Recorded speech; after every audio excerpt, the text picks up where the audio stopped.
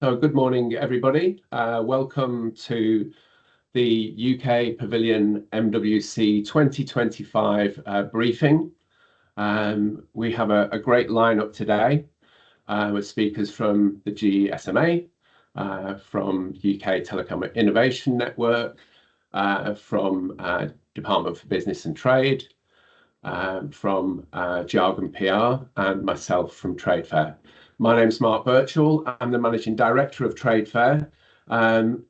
We're the organiser of the UK Pavilion, and we've been organising the Pavilion at the event since 2002. So quite a while. First one that I attended was in Cannes back in the time. So we've seen a lot of changes with the show. And actually, on the 1st of March, while we're there, I'll be celebrating 30 years of working at Tradefair. So I'm looking forward to sharing that with you all. 2025 will see the largest UK group presence since pre-COVID. We've got just under 60 UK companies, organisations, including Department for Business and Trade, the UK Telecom Innovation Network, Innovate UK, Digital Catapult, and the UK Space Agency. We'll also see, alongside new companies, innovative companies exhibiting with us.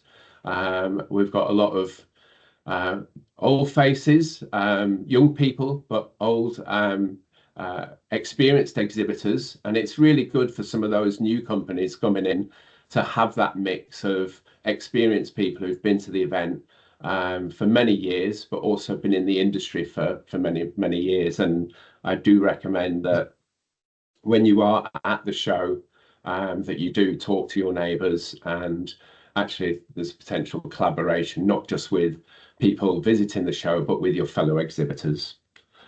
We've got a great lineup today. As I said earlier, we've got presentations from the GSMA coming up about the industry trends, about the exhibition, about the app, about the conference programme. So there's lots of information that you can take away. We are, as I said earlier, we are 4 weeks away. So it is not long now. So you should be getting your final preparation ready for your attendance at the show. So I'm going to be quiet now for a little while at least. And I'm going to introduce Tim Hatt, who's Head of Research and Consulting Strategy at GSMA Intelligence. And he's going to talk us through the latest industry trends. Over to you, Tim. Thanks, Mark, and great to be here. Good morning, everybody. So as Mark said, what I want to do is sort of set the scene for what we think the big themes and conversations are going to be, not just at the event, but throughout the course of 2025. A lot has changed in the last 18 months. And with the rise of AI, that's become a pervasive topic. And so I want to just take about 10 minutes today to share some of our thinking there, and hopefully that leads into the exhibition conversations in more detail. So I'm going to talk about 5 trends that we see within our team, sort of as the most important across the telco sector. And how they play out. There's a lot of overlap between them, though. AI is the top right now, and that's because it's really the biggest technology change since the internet. When you look at what's happening in not just the telco industry, but the wider economy, you have a very fast pace of adoption. This hasn't always been the case for the mobile operators, but it is here. And some of the statistics on this slide are testament to that. But you have sort of pretty much all operators having deployed artificial intelligence to some extent. Last year, I think that started out really internally, looking at how you can automate functions and gain cost efficiencies, especially in the network. At MWC this year, though, you're going to see a lot more focus on the revenue side. How do you put that into new monetization models? What are we seeing in terms of GPU as a service, telco LLMs, that's large language models? ways for operators to make money from artificial intelligence with their partners. That's a key line of inquiry, and I think you're going to see a lot of noise on that. Transitioning through to 5G, there's multiple elements to the 5G discussion. We kind of broadly split those out into whether we're talking about the consumer or enterprise dimension, and I'll talk about both here. On the consumer side, we're at about 25% penetration globally of 5G now. That's on about a 5-year doubling rate. So that'll get up above 50 towards 60% by the end of the decade. And you can see our forecast here by the end of 2025 up at 30%. And that's really being driven by countries outside of the leading high growth economies. So a lot now of growth in India, Southeast Asia. And so I think this year you're going to see a change in focus around the consumer 5G percolating into the digital service market. How is it, generating new models there? What is coming out of these tech centers, particularly in Asia and India? And in terms of devices, how do we see the landscape, continuing to evolve there? The device component has sort of gone through a bit of a peak and trough. Very often companies like to use events to launch or hype up new form factors. That sort of had a quiet period around sort of 2016 through 2019. That's really changed now. There's a lot happening. I expect we're going to see announcements on several fronts here, and I think a lot of that will cater to 5G Advanced and the capabilities that come with that. On the enterprise side, and this is the third of the 5 trends I want to talk about, a lot of this comes down to digitization across the economy, whether you're talking about manufacturing sectors, whether you're talking about transportation, sports, retail. Some people refer to these as vertical industries. That's been another sort of change in how MWC positions a lot of the exhibitors there. It's attracted a lot of these vertical sectors to come in and talk about how they're using advanced connectivity to transform their business. The key changes now from a telco perspective are that, the addressable market is much more tangible. We estimate that addressable at about $400 billion, split across different categories. And the momentum we're seeing in private wireless, you'll see a lot more there. Edge compute, cloud, data sovereignty, and really being able to use AI as a competitive asset here is going to be a big topic of discussion. So I think you're going to see a lot of proof points. I think you're going to see a lot of demos. I think you're going to see how AI is improving services in the enterprise, and probably a lot more detail on a sector level than we have in the past.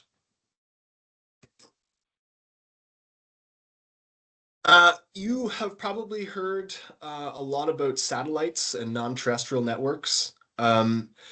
This has become a keystone topic the last 2 years, and it's really cresting now. And the reason for that is that there is a pragmatic recognition that to extend the reach of terrestrial networks, that's simply not going to be feasible through terrestrial expansion alone.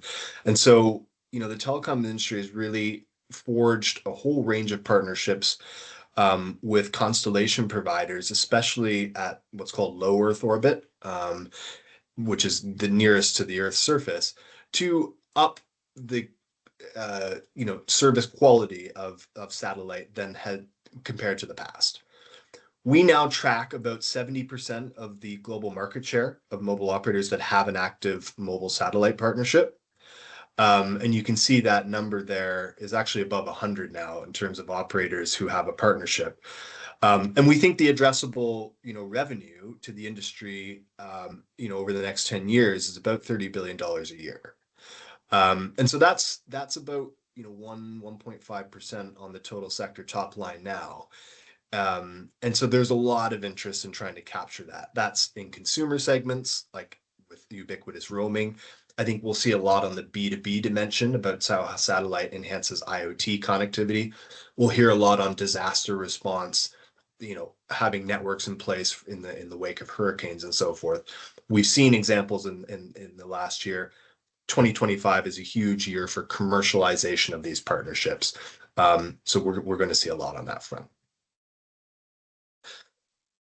And then lastly, I think the energy efficiency and circularity topic sometimes is sort of gets a bit forgotten about, but actually is still central to a lot of the corporate strategy of not just telco operators, but companies in the TMT sectors more broadly. We follow this from the perspective of two angles. One, being able to support the transition to net zero, which is a global imperative. But two, also actually having a financial benefit. And I think to that latter point, we're seeing a lot of interesting examples within the circular economy, which is the term given for building in reuse and redesign from the get-go, in network equipment, in handsets, trade-in schemes, and we're seeing operators starting to make much more of a line of business in this area. We're seeing more partnerships, and I think we're going to see a lot more in terms of how energy efficiency has become a central part of how networks are designed. So this has been a topic for several years, but I think this year it really goes to bear even further because there is a lot of geopolitical interest in it. There's a P&L interest in it. And as we start to get net zero commitments from companies in the global south and east, which is happening to complement what's already sort of taken shape in the west, you start to see a groundswell of activity in this area. So we think that's still a key area, and we're going to be following it closely.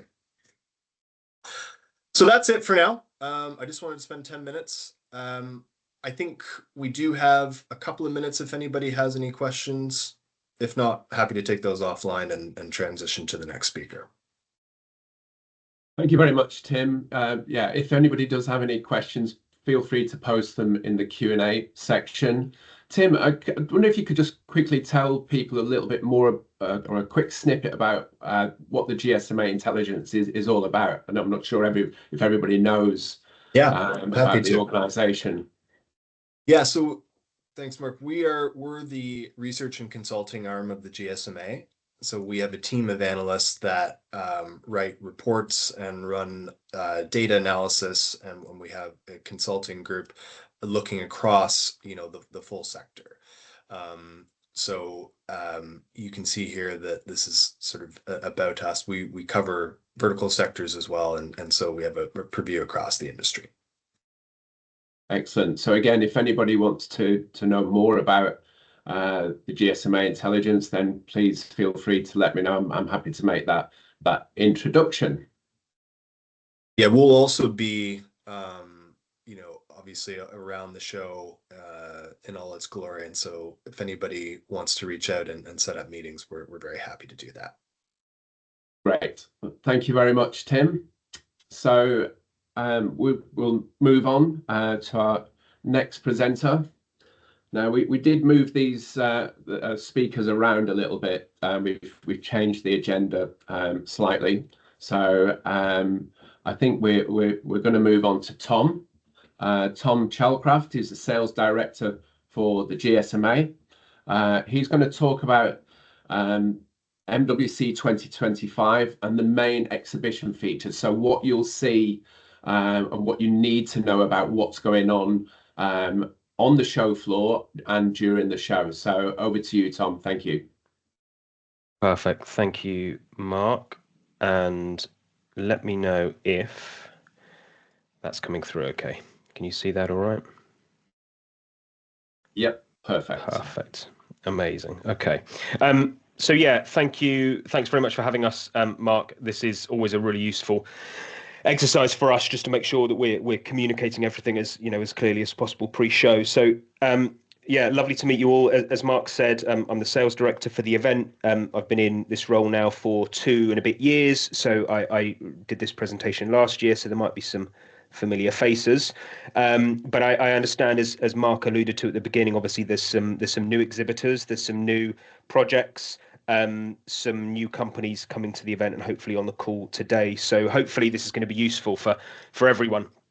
I can't quite pretend to have the experience of MWC as Mark. This is my 10th year, but certainly, obviously, if you've got any questions about the event afterwards, please do let me know. So kicking off, I'm going to sort of talk to the scale of the event very quickly. So if we look back at 2024, to give you a bit of a guide as to what we're building from. So obviously, it goes without saying, MWC is a truly global event, right? We had over 101,000 attendees. We're expecting to exceed that this year for reasons that I'll touch on shortly, but from 205 countries and territories. So there's a couple that can't come for obvious reasons, but we're pretty global in that nature and therefore pretty unique. I think the big thing that underpins the event, and as Mark attested to, is obviously the scale of the exhibition.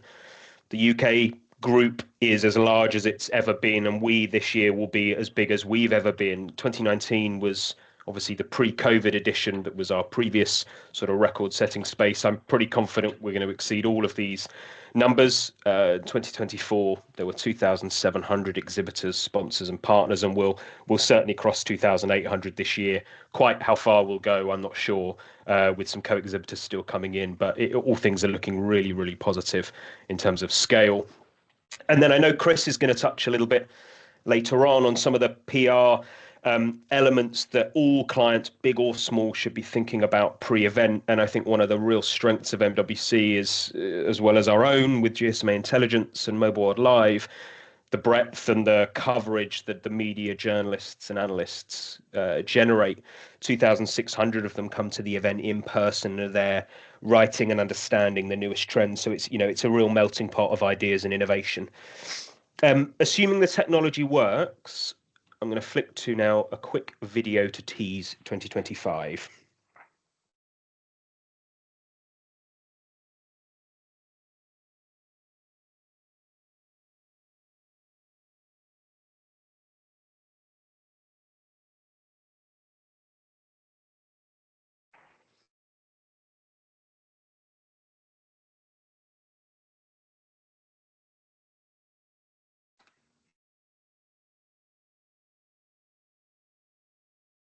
So that either worked or we all sat in silence for 30 seconds. So I'm hoping the former. But otherwise, I think visually it sort of gives you a bit of a teaser as to obviously what to expect. So I'm going to spend a bit of time on this slide. I think that's the real kind of purpose and value here, especially for anybody coming new for the first time to the event, and be that as a company or as an individual. This is obviously our sort of bird's eye view of Fira Gran Via, the venue for MWC. And what I'm going to try to attempt to do here is sort of move you through the venue, pointing out some key areas that are called out, explain them a little bit, and then obviously we'll pass over to some colleagues who'll talk in a bit more detail about some of those specific areas, specifically around content. So, we will, first and foremost, will be fully sold out this year. Truly for the first time. There's 4 or 5 meeting rooms left at the venue, and I expect them to be booked by the end of next week, to be honest. So there'll be over 150,000 square meters of space filled across the venue, which is truly astonishing. As I say, 2,800 clients plus coming to the event. And I guess the first thing that you'll see, most people, about 75-80% of our attendees enter at the south. So on the left-hand side of the screen, south entrance. Obviously, there is an entrance at the north, but the predominant space is at the south. When you enter, you will head through our very large purpose-built reg structure. And again, it's pretty imposing at the South Village. We've got 52 lanes of access through there to cater for up to 19,000 people per hour coming through. So incredible throughput, obviously, to cater for those real peak periods. And again, it's a pretty seamless experience now. The team are fantastic. And that's where you'll get your networking badge, which I know Mark has been a chief lobbyist for the last few years. We print everybody a networking badge. It helps with networking by definition, but just generally for recognition. You'll meet a lot of people over 4 days, and sometimes you forget names. So it will really help with that. So please do look after them. You can reprint them, of course, but obviously sustainability is a big thing for us. So try and just use the one. But on, I guess, to the sort of the meatier stuff. So as you head in, you've got a couple of options. Hall 1 obviously is a really big exhibit hall. For those of you who've never been before, you'll very quickly realize that Huawei dominate that space. They've got about 9,000 square meters and a garden in that area, and a lot of the ecosystem that feed into that group are in Hall 1. China Unicom, one of the big 3 Chinese operators, are joining the event as an exhibitor for the first time. So now all 3 of the Chinese operators are at the event in some capacity, which is great. So yeah, Hall 1 is relatively self-contained, I guess. But then as you start to move through along the spine of the event, so south to north, you can sort of take your pick as to how you duck. And obviously we're moving here towards Hall 7, where most of this group will be based. Hall 2 is a hospitality hall. So from a optics perspective, you'll see a far more enclosed event space, a lot of enclosed hospitality suites and large builds, companies like Arm, Ericsson, Google, IBM, a lot of big industry leaders, and then the kind of peripheral ecosystem off the back of that. Lots of meetings, a real focus here on one-to-one meetings as opposed to necessarily flashy product demos. It's got a real unique feel, lower ambient noise. It's pretty unique for the event industry actually to have that, but very successful. You head through Hall 2, through Android Avenue, which is a space that Google build with some really interesting and exciting demos and activations, as well as some pretty good coffee if you're in the market for something on the way through early morning. So please do make the most of that. You'll quickly head into Hall 3, which is sort of the biggest hall at the event in terms of scale of exhibitors. That hall has evolved and grown over my time at the GSMA. Everyone from Qualcomm and Samsung and the big vendor community to more handset companies, Xiaomi and Realme, Honor are exhibiting in that hall. And then we've seen some really nice growth from the operator side of things here. So Deutsche Telekom, Orange, Telefonica, Vodafone, the big European operators, all have large exhibit and hospitality spaces in here, but they're joined this year by the likes of LGU Plus from South Korea, who are coming in for the first time. So a really nice mix and melting pot of innovation and brands. On the left-hand side, or the west side of that hall, then there are executive meeting rooms and premium meeting spaces. So again, if you've got any meetings that people are setting up for you in those areas, then you'll have to navigate the very busy middle aisle of Hall 3. But as you carry on moving north, you head through another 100-odd exhibitors in Congress Square. You can turn right into our Hall 4. And again, Peter and Nick will talk a little bit more about some of the content in here. So we've got our connected industries space, which is showcasing a lot of content around verticals with a lot of demos for this year. Some really exciting new exhibit spaces at the front of the hall. A lot of large operators and consultancies in Hall 4, as well as then obviously our main stage, our keynote stage, where all the big names obviously are presenting throughout the week. I think we've got more keynotes than ever, which again Nick will touch on. Hall 5, very core telecom, sort of the core traditional telco audience there, about 250 exhibitors in that, everything from 9 square meter to 600 square meter. So again, a really nice mix and melting pot of brands. Hall 6 is a little bit different. Hall 6 has got a nice balance between about 200 exhibitors, as well as features like our networking hub, which is a space that we piloted last year to great effect. It's a free to attend space for anyone to pop along and view at 3 different times a day: breakfast, lunch, and dinner. Partner content. As an example, Meta are in there every morning from 8:45, 9 o'clock-ish, running some sessions around some of their products, some of their innovations, and some of their networking activity. And we've got many others throughout the week. You've got your conference stages in here. And again, Nick will touch on that a little bit more.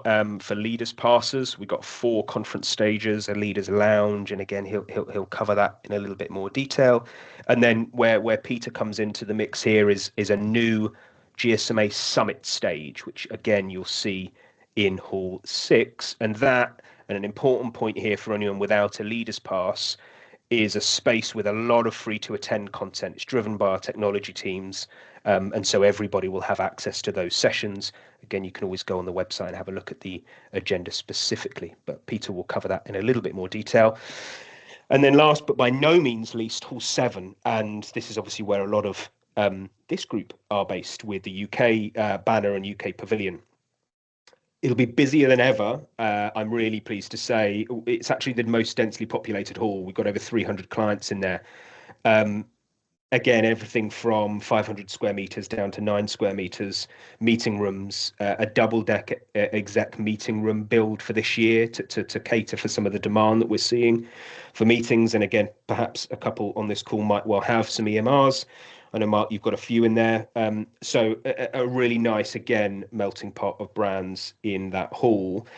I'm going to touch on, I think, 2 more areas that I would 100% flag as, if you've got a bit of time, go and have a look at them. And as we head to north, I'll explain why. So up at the north entrance is real 2 features. One is our partner district. It's where all of our partner conferences take place. We've got 6 stages housing content from clients from dawn till dusk, Monday to Thursday. It's jam-packed, and on the vast majority of instances, free to attend. A couple are RSVP only, and there's information on the website, but most of them are partners running their own content, bringing some great speakers together. So again, make sure you check that out. That's in 8.0 on the ground floor. And then upstairs is something that, if you've got 20 minutes, I would really encourage you to go and have a look at, for sure, 4 years from now. If you're wanting to see a complete juxtaposed feel and sort of vibe of a hall, go and have a look at 4 years from now compared to MWC. It's our startup event, and it really has been the growth engine in terms of scale and engagement for MWC. You know, one of the benefits of being forced into some change because of COVID was that we brought 4 years from now from Montjuic, the old venue in Barcelona, into Fira Gran Via. And so co-locating that has really helped give it some scale and really kick it on. So we've got a brilliant ratio that we can talk about here. Almost, and this year we will cross the 1,000 startup mark versus 1,000 investors, VCs and CVCs from 53 countries. A really nice mix and ratio there between those looking for funding and those giving funding. Those investors, I think the big stat here is 50 billion euros of funds are represented by that group. So again, if anyone on this call is interested in going and have a look and understanding how that program might be of interest, at the very least go and set foot in there, and as I say, you'll see a really different change as you start heading around the main spine.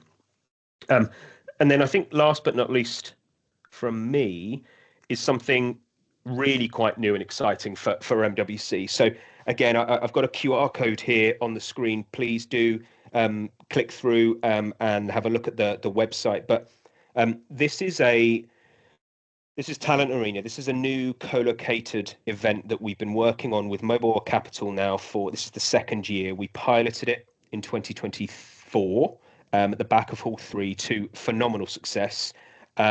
And so we're launching it as a standalone co-location at Montjuic, the old venue in Hall 8.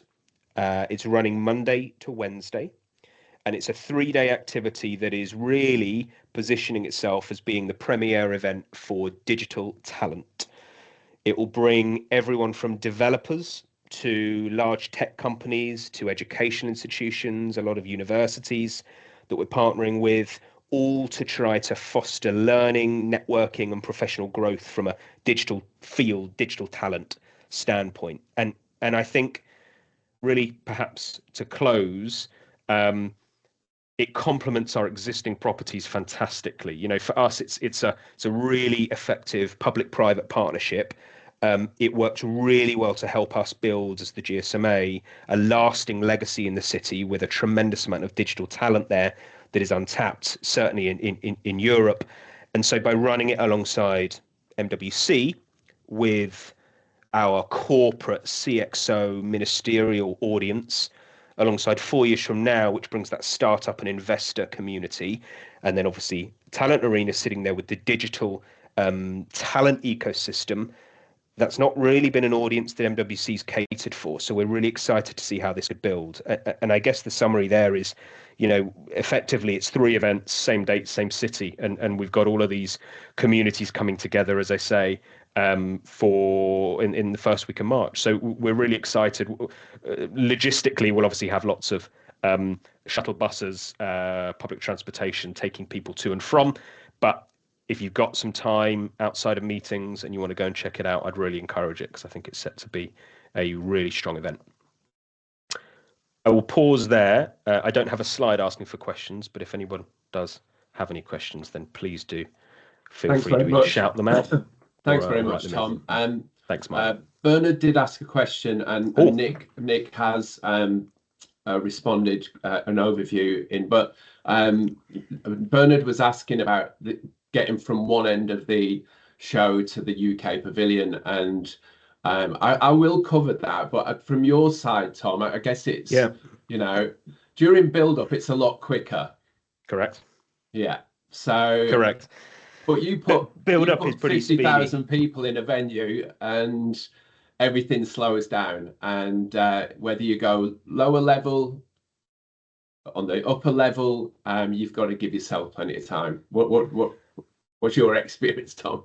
Yeah, I would agree. I mean, my early days at MWC as an account manager, I was running between halls doing the wonderful task of rebooking. So yeah, I've done that journey many times.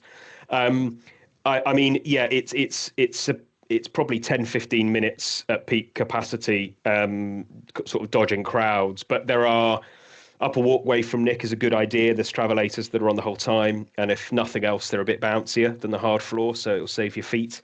Another very good tip is you can traverse between the halls, so you don't have to go up and down the spine. So if you find yourself in a meeting room at the end of hall 3, you don't have to go all the way to the center, all the way along and then cut back again. You can go straight through. So all of our loading bays, all of our gardens between the halls are open. There's catering, seating, and you can get through all of the doors.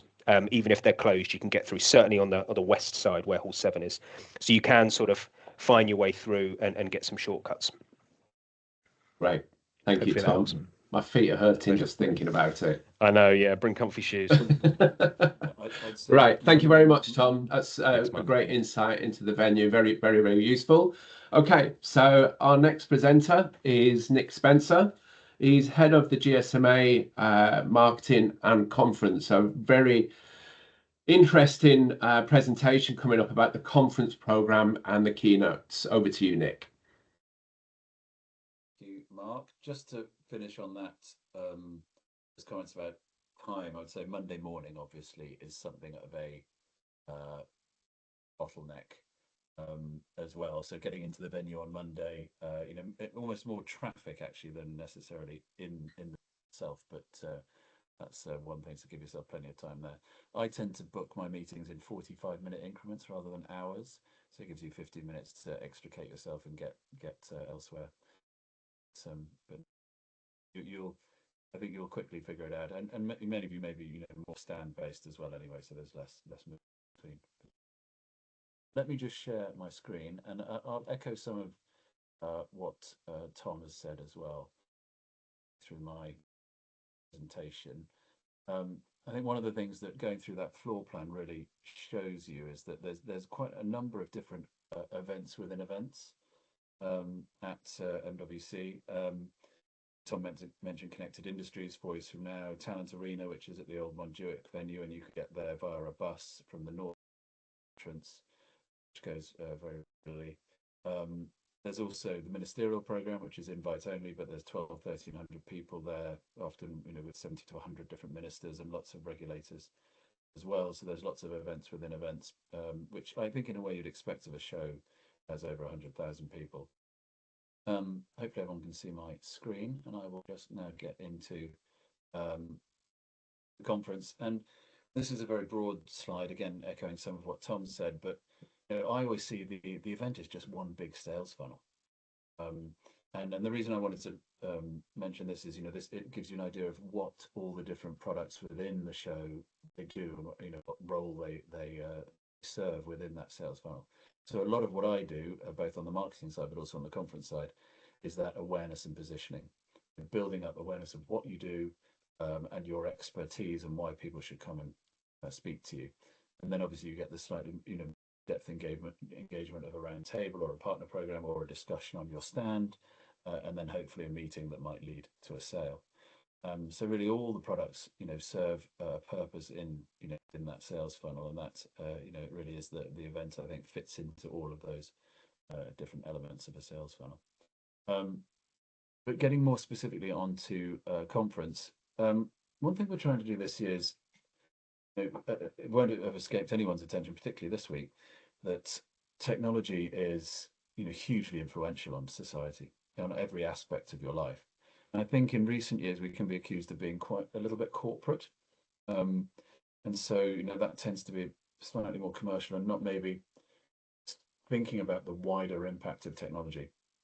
And I think mobile and AI are the two trends that have brought technology from business offices right out into the world and touching every part of our lives. It's extraordinary the influence they have.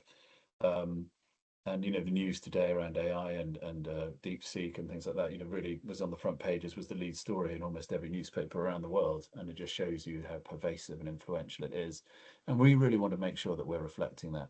We're not just talking about the sort of commercial aspects. We're talking about the wider impact of the technology. So we've got a different range of speakers, more commentators, more journalists, more authors, visionaries around particularly AI, but also other topics as well, and making sure that we cover those those big stories that all of us sit within that context really, and work and work within that context.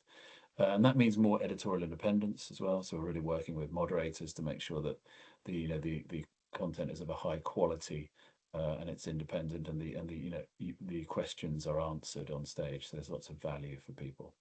And I think the reason people need to attend conferences more than ever is the pace of change. And again, this week you've seen that wrote large all over your news feeds. Share prices, that volatility. Technology is characterized by accelerating the speed of change, and you're seeing how job functions and entire products and markets becoming redundant in just a few years now, whereas it used to take decades for that sort of thing to evolve. So you really need to keep your finger on the pulse, because you need to evolve yourself in terms of your careers and your skill sets with the advent of AI particularly. So interesting times, and that's why you need to stay informed, and that's what the conference aims to do. So one thing I think, this slide, sorry, just shows you the scale of the stage. This is our main stage, which is just under 1,600 packs. It has a 26 by 5 meter screen, as you can see, which creates some challenges with file sizes and photography, pixel density, etc. But yeah, a really great platform for people. And then we have 3-4 other stages next door in Hall 6. So yeah, a really sort of high-end production and experience, and a great platform for everyone to be involved in. One of the things I think that came across with Tom's presentation is, it's a big show, and you need to figure out how to navigate it to get the quality and the value, the quality of meetings, and make sure you get value out of your experience. And one thing we do is we have 6 themes that are used to, in a way, index the show, so you can navigate your way through all of the content. There's about 400 different sessions across the show. So everything that goes into our agenda has to be tagged with one of these themes, so you can actually then filter and find what you want to go and look at. Obviously you've got 5G and AI and ConnectX, which is the sort of broader look at connected technologies. Not everything is 5G, especially in the core network. Then we've got digital DNA, so that's the helix, that's DNA. So that's looking at things like sustainability, diversity, and making sure that that's baked in from inception rather than an afterthought, and making sure that technology has has ethics in mind at its creation. And then we're talking a little bit connected industries, but enterprise reinvented. How are enterprises digitally transforming adopting AI, but also, you know, a huge amount of connections and how they're managing that and automating a lot more of their processes and creating efficiencies through technology. And then game changers, which is that sort of moonshot, you know, idea of you know, the really big technologies that are going to change our world. So having a slightly longer view around things like quantum, and even, you know, it touches on AI as well, and singularity, and agentic AI that you're probably hearing more about at the moment. Don't worry, I won't present all of this slide because I realize it's far too wordy, but the point really here is this is how many sessions we have under all of those. This is just in conference, which is you need the leaders pass to attend. So we've got 58 sessions, 13 keynotes, which you can see in the blue text there. Yeah, huge amount of content going on in the theatres that I'll show you in a second in Hall 6. The blue the keynotes are in the main stage in Hall 4. And those are designed deliberately, a little bit like the EMRs in Hall 7. You've got the stages in Hall 6, and then also in the main stage in Hall 4, and that's designed to create flow. So you get lots of foot traffic moving through the halls to make sure that, you know, every part of the show is busy. But yeah, you'll be able to see these slides afterwards, and this is obviously all in our agenda on the website. But yeah, huge amount of content and value, you know, going into that leaders pass, and that area where you know, will be able to mix within the leaders lounge with all of these high level speakers. You know, we get a huge amount of CEOs and VPs, SVPs, etc. You know, speaking on our stages. You can see in the background here, that's the setup at the back of Hall 6. So you've got 4 stages, or 5 stages, sorry, including the GSMA summits, which Peter will talk about in a second. But the hexagonal stages are open, or largely open stages. So people, you know, that really draws a crowd and creates a buzz around the space, which I think is good. It, you know, builds that energy and draws people in. And then you can see that there's lots of seating, and the leaders lounge is kind of threaded in between, in that sort of cross section between the theatres as well. And there's obviously a bar and a coffee station there as well. So it's a very good networking space and really improves your kind of event experience, I think. And it's a great place to meet some of those high level speakers that we talk about. You'll notice the pictures on the left are, you know, pioneers of technology. Katherine Johnson was featured in Hidden Figures, the movie about the first moon landing, where there was a number of African-American mathematicians involved, and she was one of them. Hedy Lamarr, remarkable lady who was actually a Hollywood actress, as you can probably tell from the picture, but then she became a kind of serial inventor of things like radar, that actually was the sort of kernel of time division radio networks. Alan Turing, I don't think needs too much introduction. Very much, you know, the father of computing. And then Guglielmo Marconi, excuse my pronunciation, as well, you know, one of the fathers of telecoms.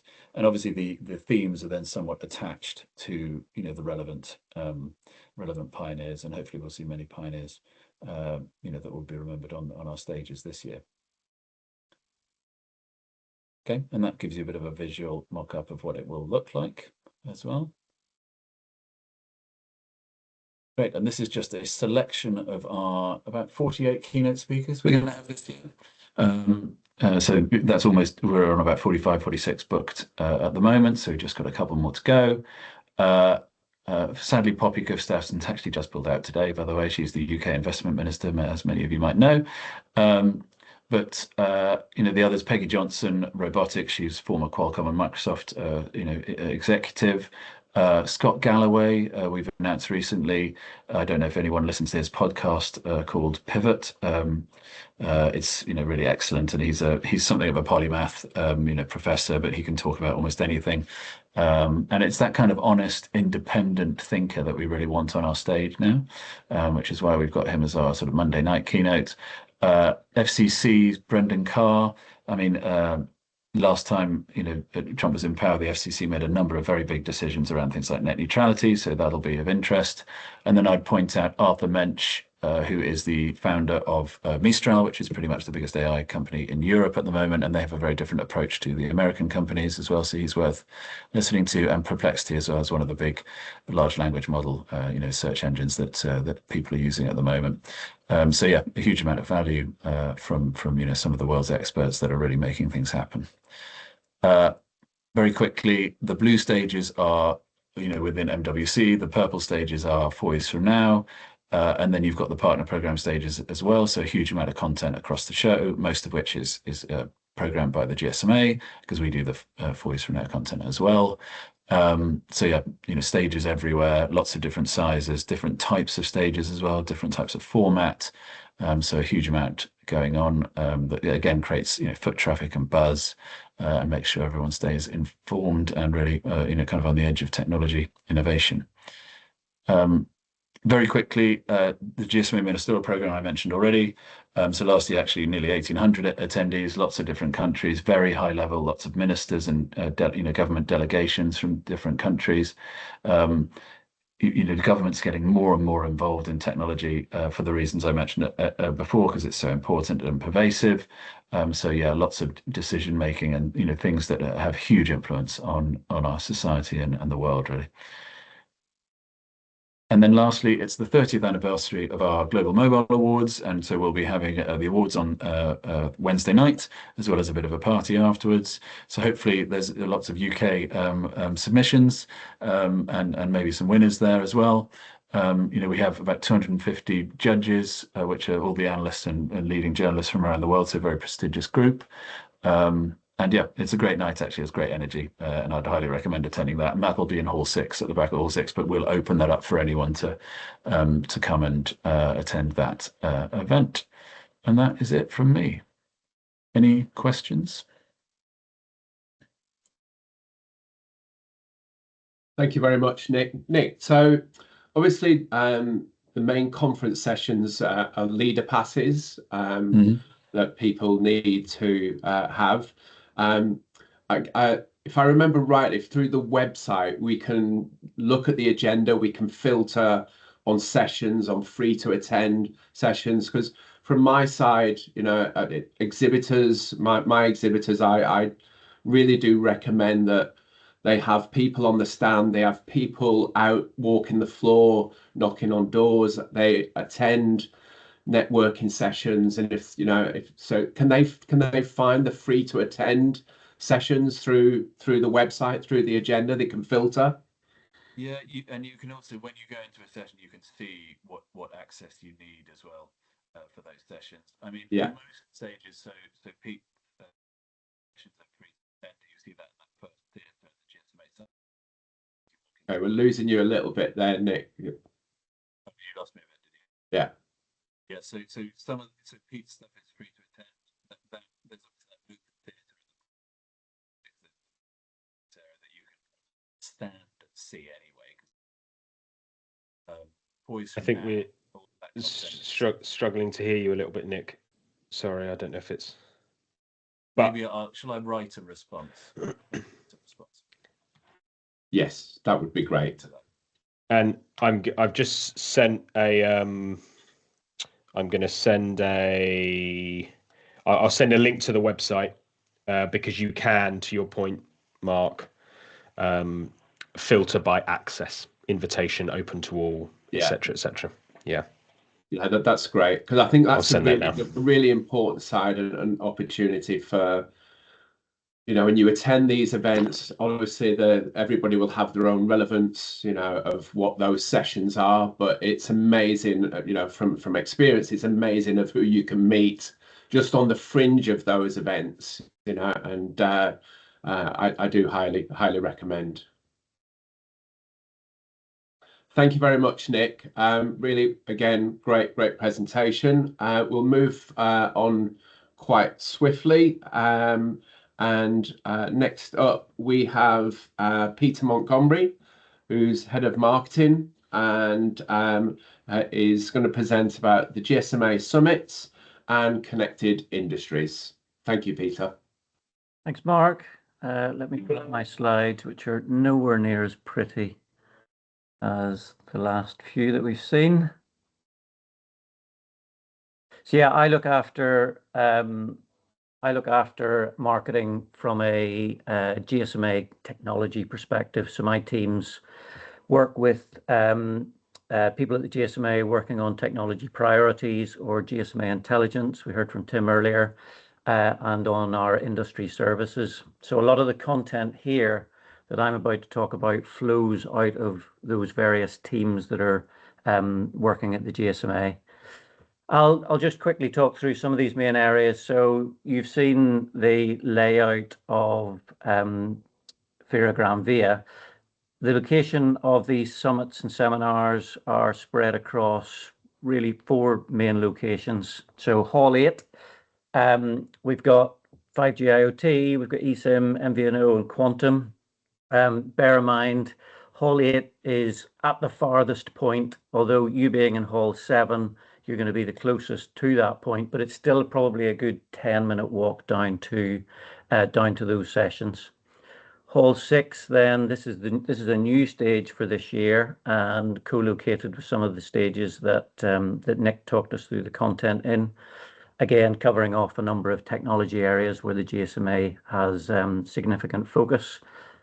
Hall 4, this is an open stage, so this is all centered around our what we call connected industries. And on the Monday, we've got manufacturing. Tuesday, we've got fintech. Wednesday, smart mobility.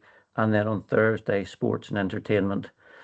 And then finally, down in Hall 4 as well, which is again new for this year, if you're attending any of the industry roundtables that are in the what do they call it? GSMA forum zone.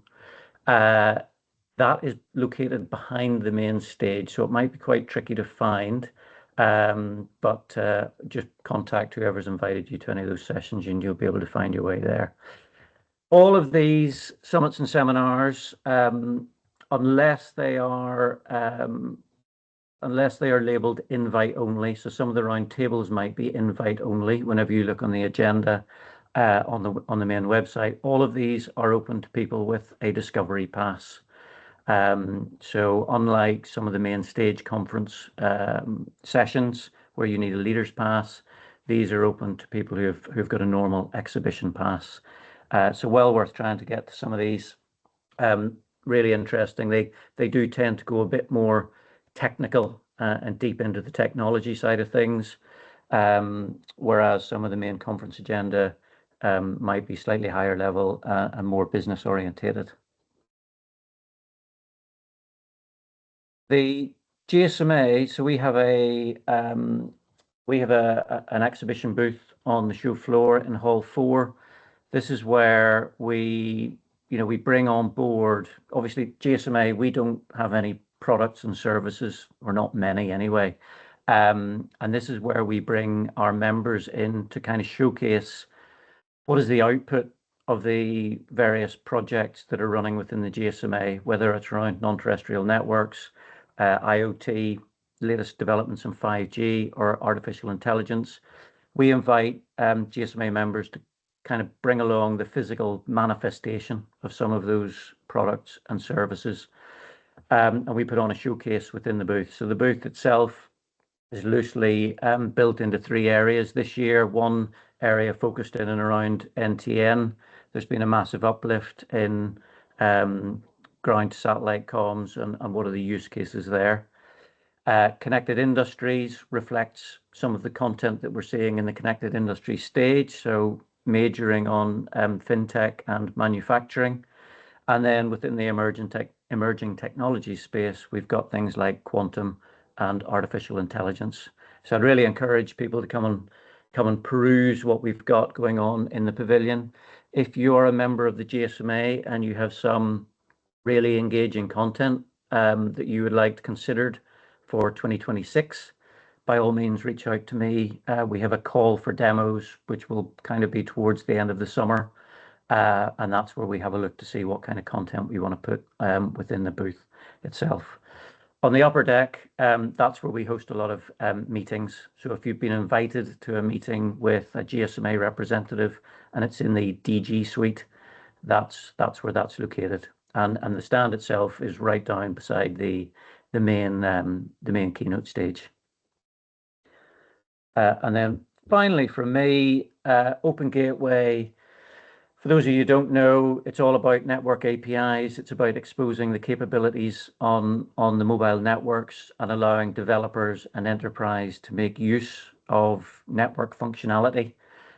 We have a very significant program at the GSMA looking at Open Gateway itself, engaging the MNOs, getting MNOs working with channel partners and others to develop and make live APIs on the network. There's a whole plethora of activities going on. The DevCon is up in Talent Arena, which Tom talked about. That's at Fair Montjuic. And we'll hear from industry partners, MNOs, developers. There's a hackathon going on.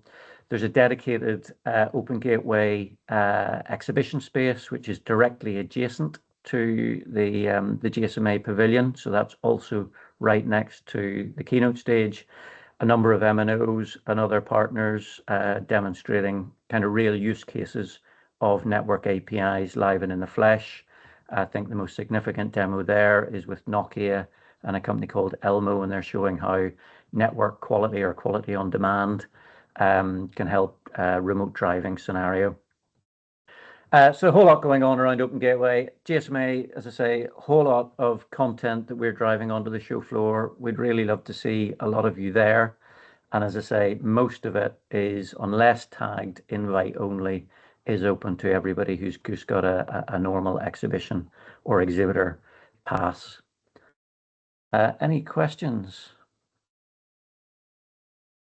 Don't see any questions on there, Peter, but again, the sessions such as the gateway sessions, they'll all be on the agenda on the MWC website listed that people can access. So that's great. And again, just saying to the group, it's you can see the size, how vast the exhibition side is, and the various different things going on. You'll hear this a lot today. Preparation. There's not just your stand to prepare. There's a hell of a lot of activities that you really need to do your research before you go out there. Don't just turn up and then try and work out where you want to go. It is now that is the time to do that. Great. Oh, thanks, Mark. Thank you very much, Peter. Really appreciate that. So we've had a really good idea, about the venue from Tom. We've looked at obviously the intelligence side. We've now looked at the content with Peter and Nick. One of the crucial side of being at MWC is the app, and it's such a useful facility that you will use leading up to the show, during the show, and has a vast amount of information and networking. So I'm now going to introduce you to Josep Costa, who's Head of Innovation at the GSMA, and he's going to tell you lots and lots of things about the MWC app. Over to you, Josep. Thank you, Mark. I'll share my screen. Start with that.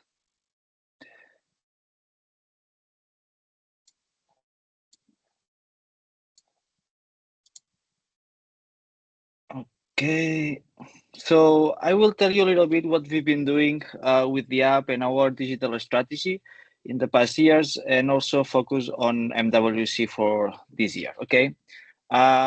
Some of you are aware, some of you are not, but in the last 2 years, we are working in our digital strategy in order to build a GSMA events community. What does it mean at the end? It means that we've been transforming our platforms, our registration platform, our app, in order to make your life easier. Okay, so from the moment that you register, from the moment that you get into the event, and how you interact with us during the on-site. For that, our registration process is trying to be smoother and easier. So now you have a global account. So it doesn't matter if you go to MWC Barcelona or any other event in the future, that you have only one account, okay? And for that is building this global community, because now you are able to network in our platforms with people from different events, not only for Barcelona, which that we aim to make more connections for you, right? Also, the global networking now is active in 3 channels. So we have the MWC app, you have the MWC Barcelona website, and since this year, you also have in your registration portal. Okay, so since the moment that you are registering for the event, you will be able to network with your with the attendees at the event. With all of that, at the end, what we aim to do is give you the tools that you prepare for the event. So when you get there, you get the most of it, right? So prepare for the event, make the connections before through our channels. And when you are there, you are able to spend your time and have what you want to do. Here are some numbers just to so you are aware the number of downloads that we have during the event, the percentage of users that are in our platform in networking. So that means that almost 1,000 users, 100,000 users are in our global community at the moment. We are making 1 million connection worth growth during the event. So it means that people is using this feature. Okay, so the more you prepare, the better. Then there are also some numbers on the exhibitor views, on the session views. So that is important because the sooner that you prepare your exhibitor profile for the event, more visibility you will have. That's why we are sometimes very, very pushy on you. Have you logged into the EM? Have you prepared your data accordingly? That is because we see that the sooner that you prepare your profile, the more views and more profit you take to our digital platforms. But what's new for this year? Okay, as exhibitor for you, what will change your experience? So we are evolving the app every year, and this year we are focusing on the exhibitor experience. That's why we have made a new design on your exhibitor profile. Now it's tab-based in order to streamline the navigation, make it quicker and more intuitive for users to find what they need to find. And what can you find here? So you have 5 different sections, very well organized, which is the description, the main profile that you have. Then on the second tab, you'll find the offerings that's based on your digital promotion, on your digital product. Some exhibitors, they have a basic package. You can have then a level 1, level 2, and level 3. And depending on the package that you have more visibility or more options in order to configure what you can share with the rest of the attendees. Another interesting feature that we have since last year is the team. So any exhibitor at MWC with an EMP account. An EMP account is the tool that you use in order to invite people. Okay, so you have a pass there and you can invite people. So from this functionality, you can configure your on-site team. That people will appear as your main point of contacts for the rest of the attendees in the app that people can find easily. Then you can configure your company main activity as your interest, and in case of the country pavilions or co-exhibitors, here you can find a section that you can see the rest of the companies that are in the same space, which is in your case. Okay. What else? The networking functionality. We have enhanced our matchmaking tool by adding 3 new filters. Here, as I mentioned before, we have a community, right? So now you are able to filter by which event you want to make this networking. In the app, we have people that have attended events in our MWC series, but also on the M360s for the last year. Okay, so now in Barcelona, you are able to find people from Shanghai last year or our M360s event series. So you can filter accordingly with him. But when you enter into the networking, in order to make your life easier, as we see that the current active event is the more important for attendees, this attendees will appear on the top. Okay, so the others appear on after the Barcelona one. So in case that you start navigating just freely. Another new filter is that now you can search for the interest of the attendee. So imagine that you want to network with people from Barcelona that are interested in 5G, that have a job function which is head of something. Now you are able to do that. With that, at the end, what we want to make is that you connect with the right people. And another feature, another filter is the exhibitor representative. So the exhibitor representative is what we have seen before is the on-site team, right? So these people appear in the networking. So imagine you are an attendee, you want to connect with companies that have with 5G, right? So you, with these filters that you have seen here, you can see easily people that belong to a company for 5G. These people appear with this new icon, right? So if you are navigating into the networking, you also can identify them, right? So when you click it onto these people, you see their profile and you see the exhibitor that they belong, right? So the idea is that that way we close the loop. Okay, you go into an exhibitor profile, you can see the people from there, you can connect, or you can go into networking, you see people belonging to an exhibitor, and then from the person, you can go to the exhibitor profile. With that, at the end, we want companies to configure their on-site teams so they get more visibility. What else do we have? In the agenda, you mentioned that if there's any way that we can see which sessions I can attend, yes, we have it that in the app. Apart from the agenda that we have what Nick mentioned, in the app we have a smart filter, okay? That's, sorry for that, okay. That's the access permitted filter, that in here, since we know your pastime, we know if you have been invited to any specific session, we know if you have applied for a partner program and you are able to access that, you will see all the sessions that you, as your pastime, as individual, you have access. So you just go into the agenda, you click access permitted, and all the list of sessions that will appear there is the ones that you can access with your pass, right? And that's easy because you just click here and everything that you see there, you can access. But imagine also, this year we also have streamlined the process to apply for a partner program session, okay? In the past, you had to log into another portal. So this year, this required process is already in the app.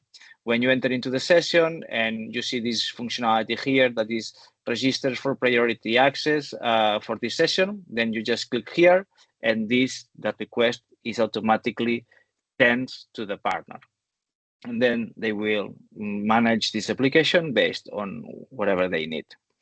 And other functionalities that are aligned with our improvement that we have here over here is the go to current session. So during event days, imagine that it's the Tuesday of the event, you go into the agenda, you want to see what's happening. We will not put you on the first day of the event, which will put you on the Tuesday, on the time that it is, so you can see what is happening right now and you can scroll from there. And also, if a session has already finished, it will be seen on a different way with a watermark. So you can identify easily that this is the past session. So you, regrettably, you are now able to attend those sessions. What else? This year, with the hype of AI, of course, we are introducing a new AI functionality. In the past, we had the recommendations, but we are going to a step further. We are proposing 2 different journeys for our attendees based on your registration interest and your navigation into the app. Based on that, we know what you are doing with us, and we will be providing 2 journeys. These journeys is not something that we expect that you to follow all the activities that we propose. right? But it's just a proposal for you to make your own journey at the event. And what we are doing, we will be proposing one journey, which is, sorry about that,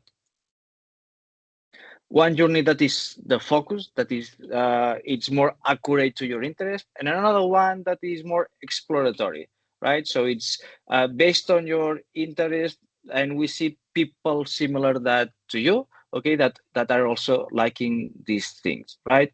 And what we will be, how this will work, you will go into this functionality, you will see, okay, I want to see my journey for Monday, Tuesday. You can select the day and then the dietary restrictions if you want. That's optional, of course, because based on that, we will provide you, okay, how the access is going to be, exhibitors to visit, sessions to attend, connections to make also for networking, and places to eat. And all of that is going to be proposed on a comprehensive journey through the event, right? So the idea is that you see like a comprehensive journey that goes, okay, I'll go into the north entrance, I'll start with 4 years from now, then hall 6, hall 5, hall 3, hall 2, and hall 1. With all of that, this is just a recommendation, right? But we want to give you, just in case that you don't have time, right, to plan accordingly, or you don't know where to start, this is your starting point. Right, this is going to be available next week because we have the latest release of the app, and with that is when we will be activating this functionality. What else? Also, this year we are making improvements in our transport section of the app because at the end we want to increase the visibility on the transport ticket collection. I know that some of you already know, but we have a free transport ticket at the event that is very useful for you to move through Barcelona during the event days. And on top of that, you have a free journey to the airport. Okay, so it is very convenient in case that you want to use it, right?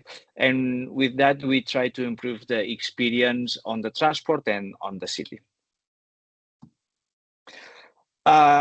Another very useful tool is the interactive map. Okay, this map is already live. See, it's been a couple of weeks that it's been live. This map is also live in the web, right? And what it does, it allows you to see all the things that we have in the venue. You can filter by points of interest, as you can see, conference points, facilities, food, networking areas. And then from there, you can see some information on the exhibitors. You can navigate to the other areas of the app, and you can make routes. Okay, so imagine I am at the orange stand. I want to go to 4 years from now. So you can put it the starting point and the end point, and the functional and the map. It's gonna guide you to where you want to go. What else? Last but not least, Digital Access Pass.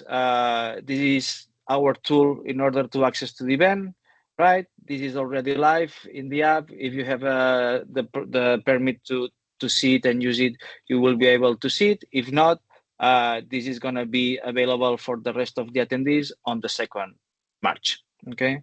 In order to access the Digital Access Pass, you have this rotating button on the homepage and the main screens of the app. Then you have a welcome message here, and then you just go to the Digital Access Pass, and you will see it. And you are ready to go into the event. And this is the final list of functionalities that we have, but more or less that we've been touching base. I know there's a lot of information on the app. I try to make it quick and comprehensive, but if any question, just let me know. And thank you. Thank you very much, Joseph. I have one question. Apart from making tea and coffee, what can't that app do? I mean, it does everything. It's I've never, in all the events I've worked on over the years, it's the most comprehensive app for an event I've ever come across. Is there anything it doesn't do? There's a lot of things that we want to do, but we cannot do. But at the end, we try to manage the access, places to it at the venue, how to navigate into the venue, create meetings on networking. So anything that you find that is missing, just tell us, and we'll try to put it for next year.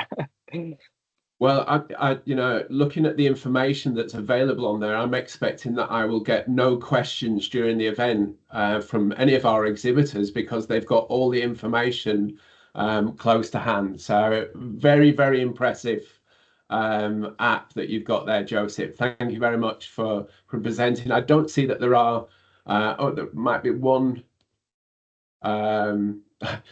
Tom wants that as a testimonial. Absolutely, you can have that. So yeah, there's no questions, but thanks very much, Joseph. That was a very impressive presentation and very, very useful. So thank you again. Okay, so we're moving on quite well. We're very close to sticking to our timelines, which is good. So we're going to thank the GSMA for all the presentations today. We will be sharing the presentations. We will be sharing a recording, and if people want to contact details for any of the team, I'm sure we can share those with you as well, and I'm sure that you will see them during MWC. So thank you to all the team from the GSMA today. So we're going to start session 2. And I guess this is a little bit more focused on the UK group and some tips on how to better your presence and better prepare for the event.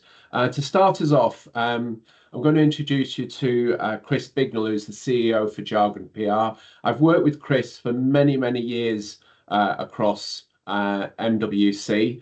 And Jargon PR are working very closely with us on our own social media campaigns and PR for the group. So Chris is going to give you a little bit more of an insight on what you can do as an individual company, organization to boost your presence at this year's event. Over to you, Chris. Thanks very much, Mark. I'm just going to share my screen here. Hopefully everybody can see this, and I'm assuming everybody can hear me, because I can't see anybody anymore. I can just see my screen. So that's it. We can see you. Yeah, if it suddenly goes wrong, just break in and scream, Mark. I'll do that. Yeah, thanks. And thanks for the opportunity to chat today, and great to meet everybody who's on the call. I would also fully endorse the app. I used it for some networking last year, and it really generated genuine opportunities with new businesses. So I would thoroughly recommend everybody spend some time with that. Somewhat like Mark, well, just first off, covering off what we're going to look at today, just going to cover off why we're talking to you, cover off a little bit about news, talk about the importance of messaging and stories, tell you a little bit about how the media works, then move on to how it's different at Mobile World Congress, and then talk very quickly about how to win the media at Mobile World Congress, give you some practical tips, and then answer any questions that you have. I'm going to whiz through this because I know that we are tight for time today and everyone's got a lot to do. So without further ado, much like Mark, I've been doing Mobile World Congress for a long old time, on and off, and I've been there with big brands like Toshiba and Motorola. I've been there supporting the government and the DIT team, promoting British companies at the event. Many of you may have been involved in that in the past, and I've sort of had the experience of being with a big organization there, with a small organization there, and with clients that various clients that varied in size and scope. And I think the first thing to say is lots of people want to achieve a lot of stuff with the media at Mobile World Congress, and there's a huge opportunity too. I think we said earlier 2,700 and something press and analysts at the event. But it's also, I've also seen company after company that have invested a lot of money and come out massively disappointed as to what's happened. So it's something that you really need to be careful about and understand and be fully equipped to optimize. And the first step on that journey is to understand what news is. And the best definition I've ever heard of news is someone said it's something I'm interested in and I want to pass on. We all know news when we see it, but it can be difficult to define. And news has changed, and I'm not telling anybody anything they don't know, but we used to consume our news in the morning in a paper, maybe during the day on a radio, on the hour, and in the evening with a daily news bulletin. And of course, that's not how it works anymore. We're getting news from Google, Twitter, LinkedIn, TikTok, and a million other places. Lots of new news outlets as well as old news outlets. More importantly, pretty much every single news outlet has its own agenda and its own angle. And of course, with social media algorithms, because we're going and searching for news much more, we have a lot of news pushed towards us that social media algorithms think we will like, which means there's a danger if we get an ever decreasing circle of the news that we receive. And in those circumstances, it can be really difficult to manage what's true and what's not and how to cut through. Every single title, publication, doesn't matter if it's a national newspaper or a national broadcast or the Mobile Europe trade publication for the mobile industry has an angle, and they have something that they like to write about. And for a lot of trade publications, it's Apple because it drives a lot of traffic. And on a wider scale, it's often people like this gentleman up here or this one down here, because they're generally doing stuff or saying stuff that becomes very newsworthy, or subjects like migration or small boats and things like that. So there is a very competitive, at any one time, there is a hugely competitive market. And, you know, for some people, it's just the weather. So this is examples of a national newspaper in the UK, the Daily Express. Chris, sorry to interrupt. I think some people are struggling to see your screen. So okay. Can you... Okay. Is that... Let me stop sharing. And start sharing again.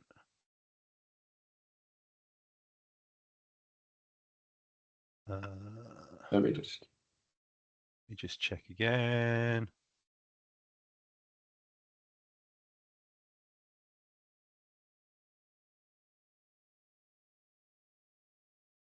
Right. Yeah, I'm struggling to find it now as well. Well, just for 2 seconds. You've got my... I do. So if I can close it and open it again. That might help. Or I can share my screen with your... Yeah, if you don't mind, if that's easier. We're on slide number 8.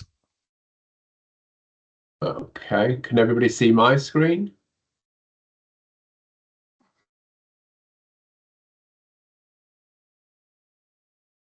Well, I can. Yeah. Okay. So which way do you want me to go? So slide number if 8? you go down to slide number 8. Yes. And that's where we got to. Okay, that's great. So as you can see here, some people just care about the weather and want to cover the weather. And what you also see here is that, you know, here's a national newspaper that has exactly the same style of front page every single day. That's their angle. So there's always a nice picture of either a celebrity, a member of the royal family, or someone in Strictly Come Dancing. And there's typically also a story about how bad the weather's going to be this year. So moving on to the next slide, please, Mark. And I think the one lesson that I think is super important when you're considering what you want to say to the world is getting your messages and your stories right. So moving on to the next slide, probably the most overexposed technology company in the history of the last 25 years has been Apple. But the founder and longtime CEO of Apple saw this as a problem. Now, if Apple's got a problem here, then it's multiplied and amplified for all of us. But the quote here is a useful one, that in an increasingly noisy world, we're not going to get much chance for people to remember much about us. So we need to be clear on what we want them to remember and what we want to tell them. it's obvious, but we're all busy. We get loads and loads of marketing messages every single day. And if we want people to remember or have something memorable about us, then it's absolutely critical that we tell them what that is, and in a clear, consistent and coherent way. And that people get a very clear message from us as to what we stand for and why we exist. And that is what your messages should say, but messages themselves are relatively quite boring. And so they need to be wrapped up in storytelling to make them interesting. So if you go on to the next slide, Mark, I've just given some examples here.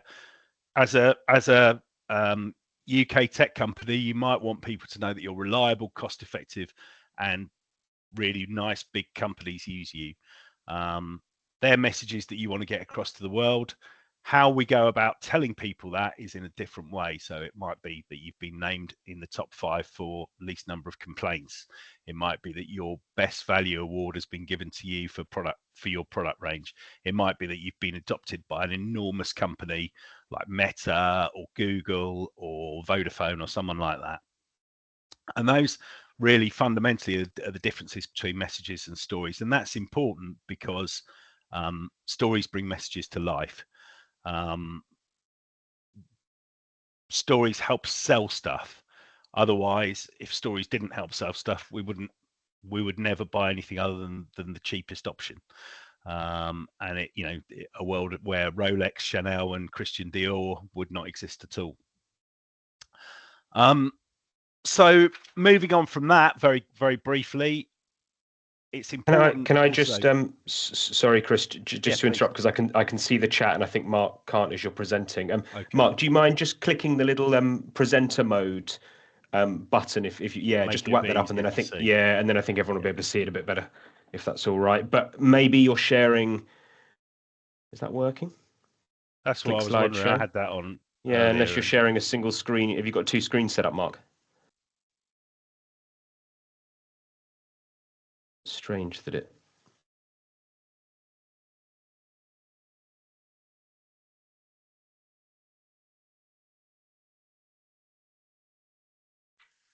Yeah, sorry, I've worked in the tech sector for nearly 30 years, but it doesn't mean I can work it. If you go stop sharing, that's that. Oh, there you go. That's Yeah, perfect. I think that's good for everyone. So thanks, guys. Sorry to interrupt. Okay. Lovely. How the media works. So moving on to the next slide, please, Mark. Essentially, most titles and most publications rely on 6 different things, and it will vary. So some trade publications, for example, won't do reviews. They won't need to do product reviews. But typically, these 6 things are the tools in your box, and that's news, things that are interesting to people, opinions. What do you think about a particular subject? Where's 5G going next? How is AI going to change the world? And the more controversial, really, opinions are, the better. Features. That tends to be where a publication decides to pick a subject and goes and looks for experts on those subjects. Reviews, what your product or service does, how it works, who's using it, what they're using it for. Imagery, which is particularly relevant because if you've got a great image, someone will use that big, and that means that there's a lot of space around the side of that image to fill up with words. And the other element is statistics, facts and figures. So everyone loves a survey, and one of the typical tools of the trade for us as an organization is research, and saying, oh, this latest bit of research tells you that this is happening or that's happening. So moving on to the next slide, this was a very relevant quote that someone told me, a journalist told me at Mobile World Congress a few years ago, as to what they were looking for from the publication from companies. What I want is clear information, short, sharp pitches, and the chance to explain what I need quickly to ensure that it's relevant. Journalists cover an enormous number of subjects, but they cover it at very little depth. So typically they don't want 2.5 hours of background on something. Analysts might, journalists probably won't. What they want to know is, why is this important? Why is it important? How's it going to change the world? So that's super relevant to the way you pitch people. If it lasts more than 30 seconds, it's probably not going to work. And if it's not relevant to the title, it's definitely not going to work. Next slide, please, Mark. And if you can go on another one. In 2024, and another one, please.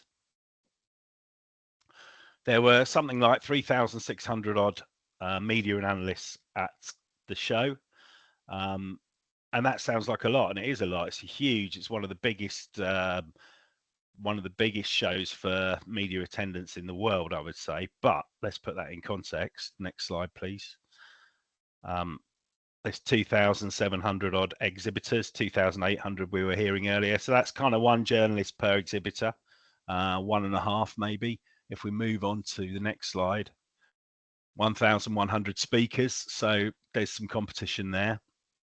And the next one, and 101,000 people attending. So it's tough to cut through in that environment. And there is a very strong argument that if your story is not really powerful and engaging, you may want to leave it to after the show or do it before the show. If we move on one more, please. The other thing that is important to understand is that the media has been hit really, really badly in the last 20 years. So the number of journalists that exist is probably a third of what it was 20 years ago. And this was another quote from a journalist at Mobile World Congress. No one sends more people out here than they have to. So everyone's working at maximum capacity. So if you imagine in a day, you might, as a journalist, be asked to file 6 copies from Mobile World Congress. You probably got one of those that is in your back pocket, or a bit of news from a press announcement that's taken place. You've probably got a load of PRs like me and my team ringing you every 5 minutes going, can you come and meet this person? Can you come and meet that person? You've got to walk between those halls because suddenly you realize that Huawei's in hall 1 and they're demanding to see you. And then next you want to see a very innovative British company in hall 7. So that's 25 minutes. And you also need time at some point to get into the press office and write up these stories. So realistically, you probably can only do 4 or 5 meetings a day, absolute max. And that then means that you won't be going out in the evening, but what you'll be doing is writing those stories up. So it's a super tough beat. They are being managed and controlled in a very effective way. It's not easy to get time space. It's not easy to get mind space. And even if you do, the story has to be super interesting to get somewhere. The other thing that it's worth remembering is a lot of companies sponsor journalists to come out to Mobile World Congress, so they pay for their travel and accommodation. And I remember Honor doing this a few years back, and I went to there was a friend of mine who was out on the Honor trip, and he was very keen for us to meet up. And so I said, oh yeah, that'd be great. Whereabouts are you? Turned out that Honor had put him in a hotel along with everyone else with them, about 20 minutes from the center of Barcelona, so that hopefully not too many other people, he wouldn't be too focused on anyone other than Honor. So he'd had breakfast with the CEO and then lunch with the VP marketing. And then in the evening, they had a drinks reception for everybody. And the amount of spare time that he actually had outside of spending time with the people that had taken him there was very, very limited. So that's also part of the environment in which they're working in. Next slide, please, Mark. And in the run-up, it's no easier because there's thousands and thousands of people like me that are emailing and calling them every day saying, hey, do you fancy meeting these guys when you're there? I'm saying this because the competitive environment is super, super tough. And, to win is, it really requires a hugely compelling story.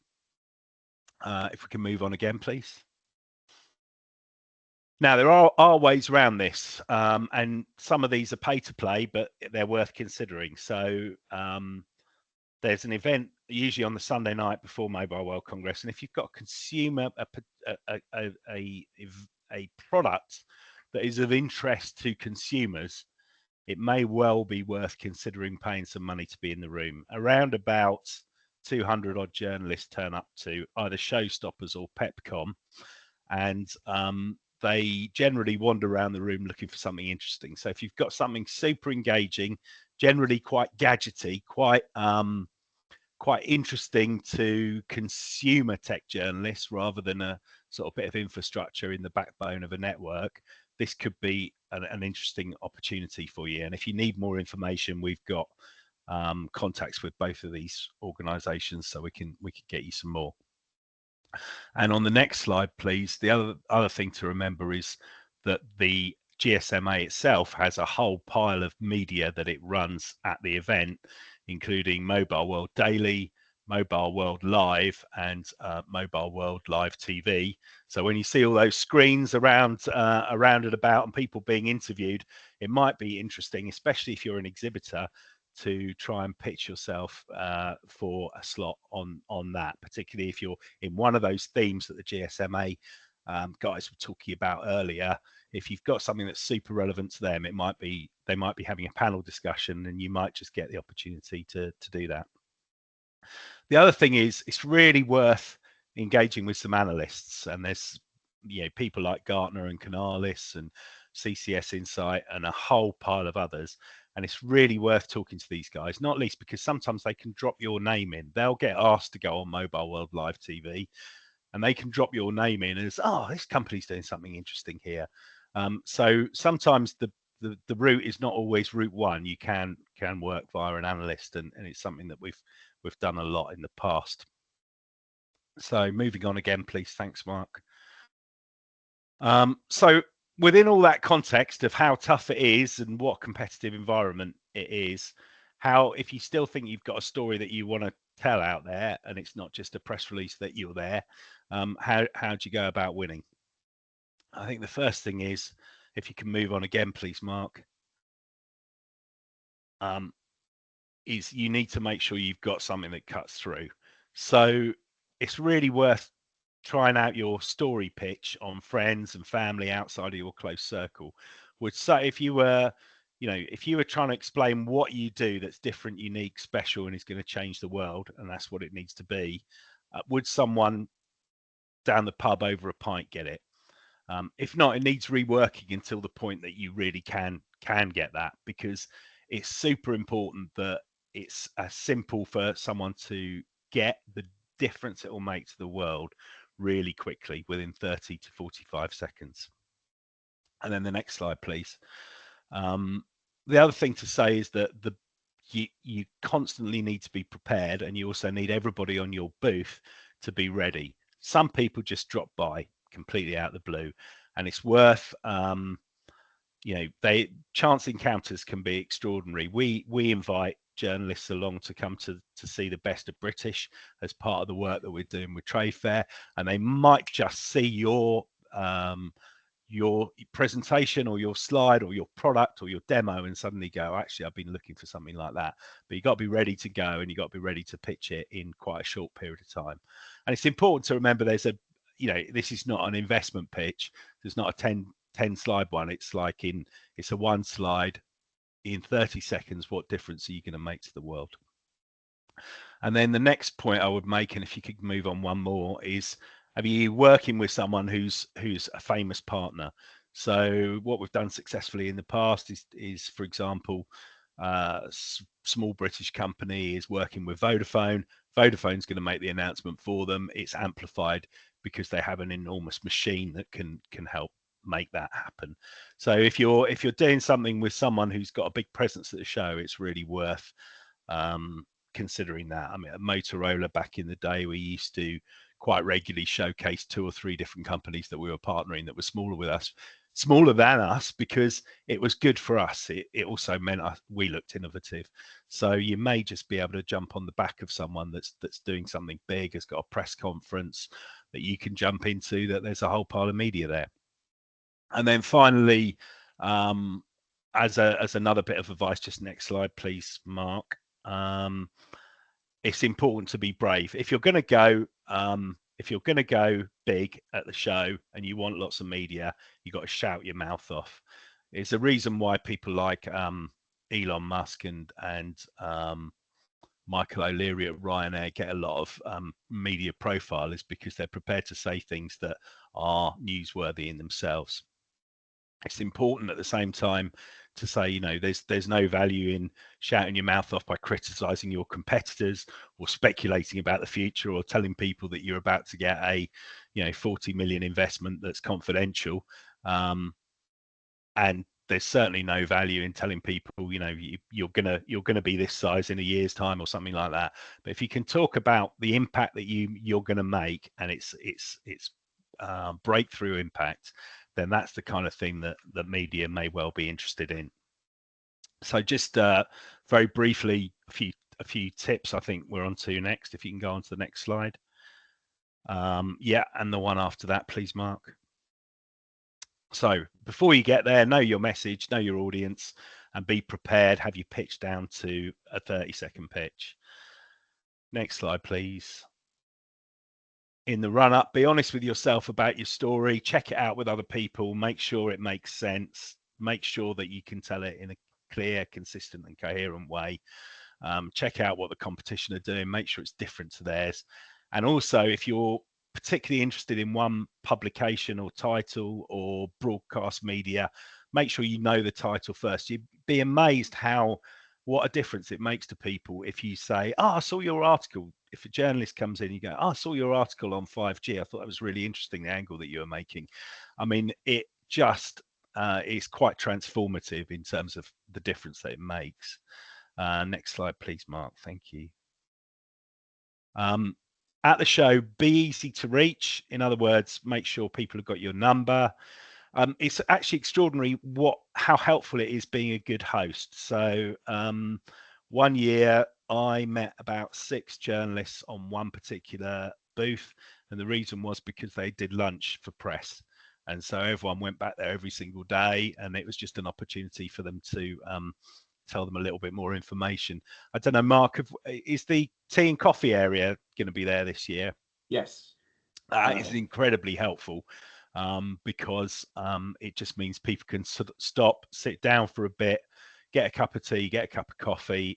It's a real value add, because it can feel like every cafe and bar and food outlet is absolutely heaving, and just having that nice oasis of space is kind of nice, and someone will be happy to sit and talk for half an hour or 20 minutes just to get off their feet, I think. And also, don't forget the media that are back home. Not everybody goes to the event. Everyone who isn't at the event is crying out for stuff to write about, so sometimes the best option can be to actually engage with people that are not at the show. Okay, next slide, please. Thank you. Before you do an interview, know what the deadline is. Always ask what the deadline is. If you know that someone's close to deadline and they've got a hole to fill, you can use that to your advantage. And most journalists look like they've been pulled through a hedge backwards. It doesn't mean they're not a really big expert. So don't expect them to turn up in anything other than, if it is a suit, and if it is a suit, it'll be the most disheveled one you've ever seen.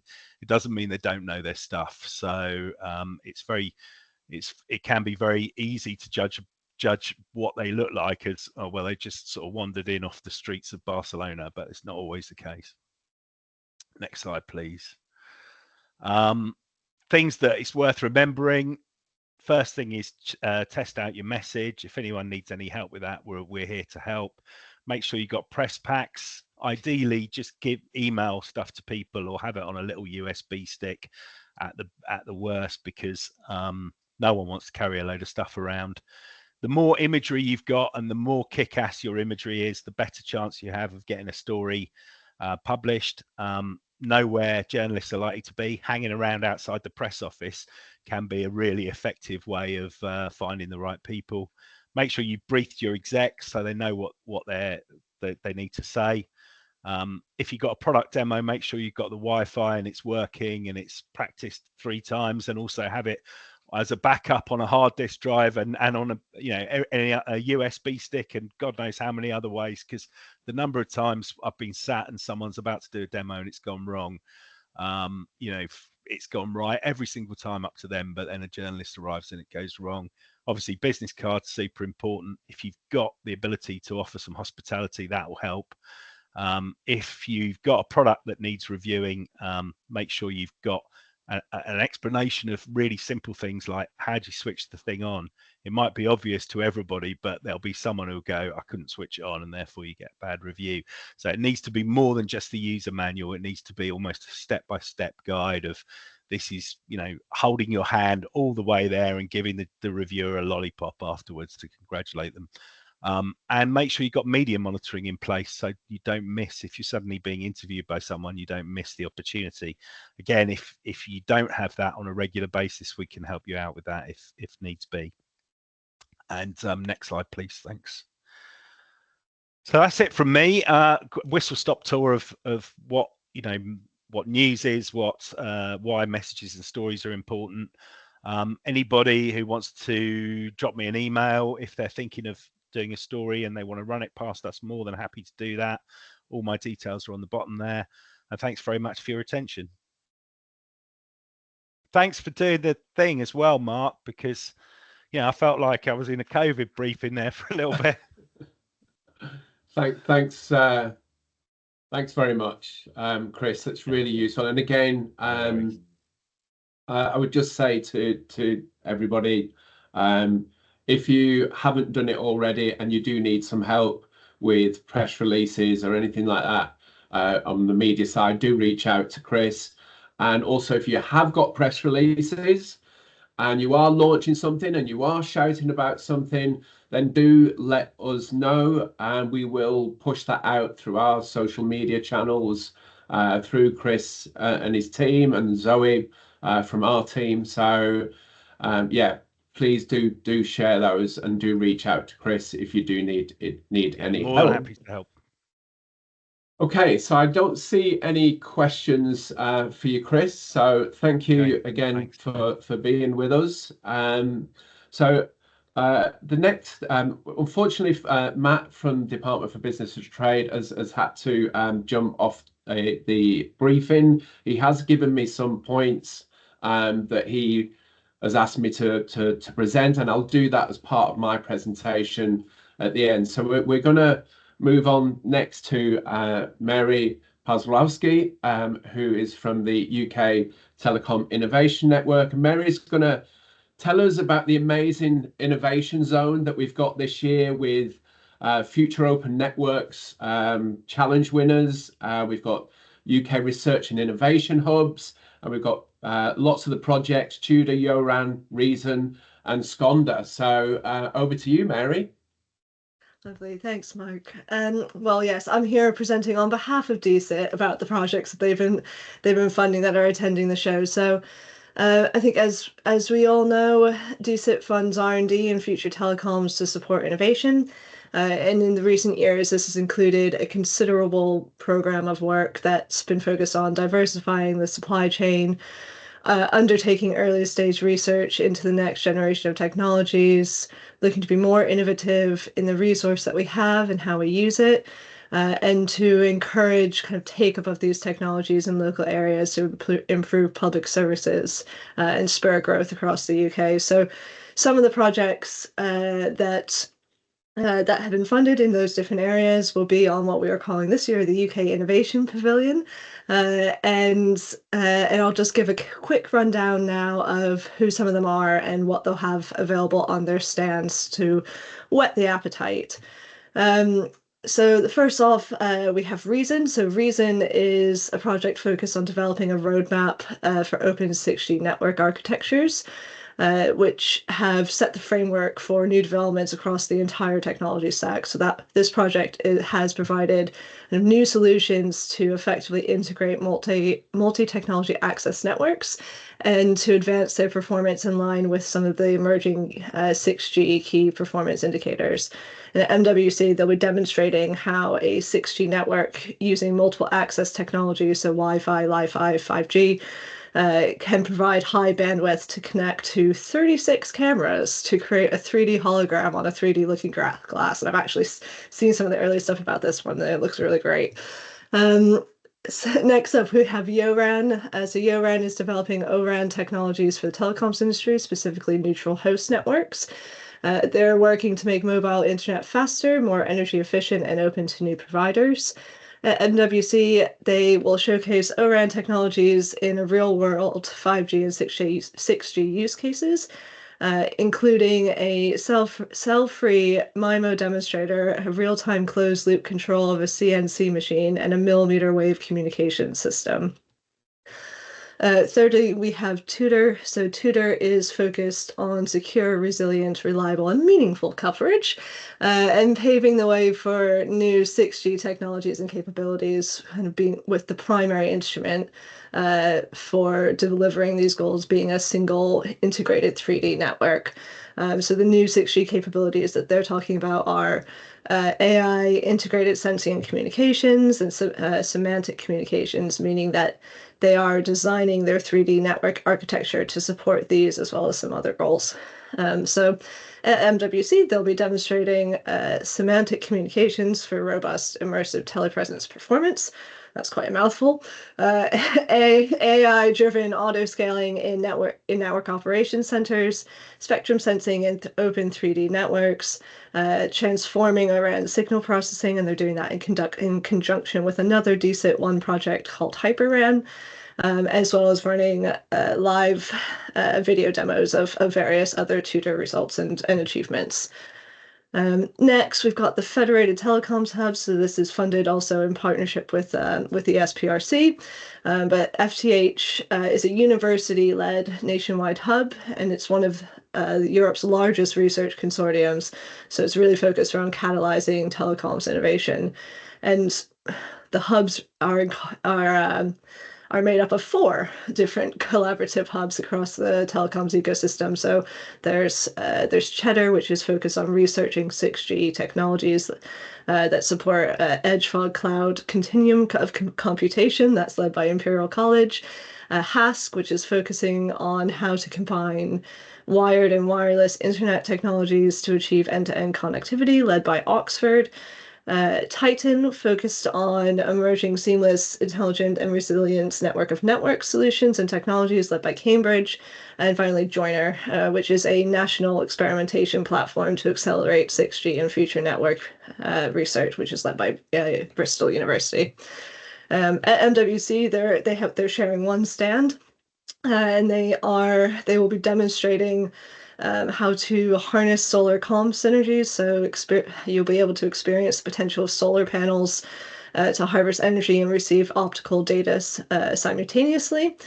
They'll have real-time RF human activity recognition and robotic mimicry over 6G. So you'll be able to actually there will be a robot that will mirror what you do using 6G, which is also looking quite cool. I've seen that one. Then dynamic spectrum mastery, they'll be looking at how to kind of how advanced digital twin simulations and machine learning can enable dynamic spectrum sharing and traffic optimization to meet the future network demands. And finally, they'll be looking at how you can design the future of connectivity through research, discovery, and innovation. So bringing all of that together into one communications infrastructure. Next, we also have Digital Catapult and Sonic Labs. So Digital Catapult helps businesses to grow by applying deep tech. So you'll be able to visit the stand there at MWC to learn more about the organization and how they support open network development in the UK through experimentation, testing, and validation, how they can also work with you to accelerate the development of your open RAN products. Additionally, you'll be able to take an immersive lab tour of their lab back in London through a VR experience to find out more about kind of the testing facilities and everything that they have there. And finally, UKTIN. So UKTIN, for those who don't know us, is the innovation network for the UK telecom sector that brings together industry, academics, and government to catalyze telecoms R&D, investment, cooperation, commercialization. So founded back in 2022, we're delivered by a consortium of 4 partners. That's Digital Catapult, Cambridge Wireless, University of Bristol, and WM5G. At MWC this year, we will be demonstrating our Discovery Toolkit, which will allow anyone to discover UK telecoms research and development through an AI-driven search tool, as well as kind of a chat assistant to help with kind of tailored queries and deep insights. We will also be offering our supplier specialist guidance service, which is focused on overcoming fragmentation within the telecoms ecosystem by providing consultancy around things like potential sources of funding, introductions to other organizations, how to develop your capabilities, and more. So it's just a sample of what we'll have there. There are also a number of other projects without stands who will be available and touring around the pavilion. So please do stop by. We'll be running regular tours throughout the week, and you can find out more about the times of those through the UKTIN website. Thank you very much, Mary. Well, I've got to say that this is so exciting to be able to see all these demos in place on the pavilion, and I love the fact that we've got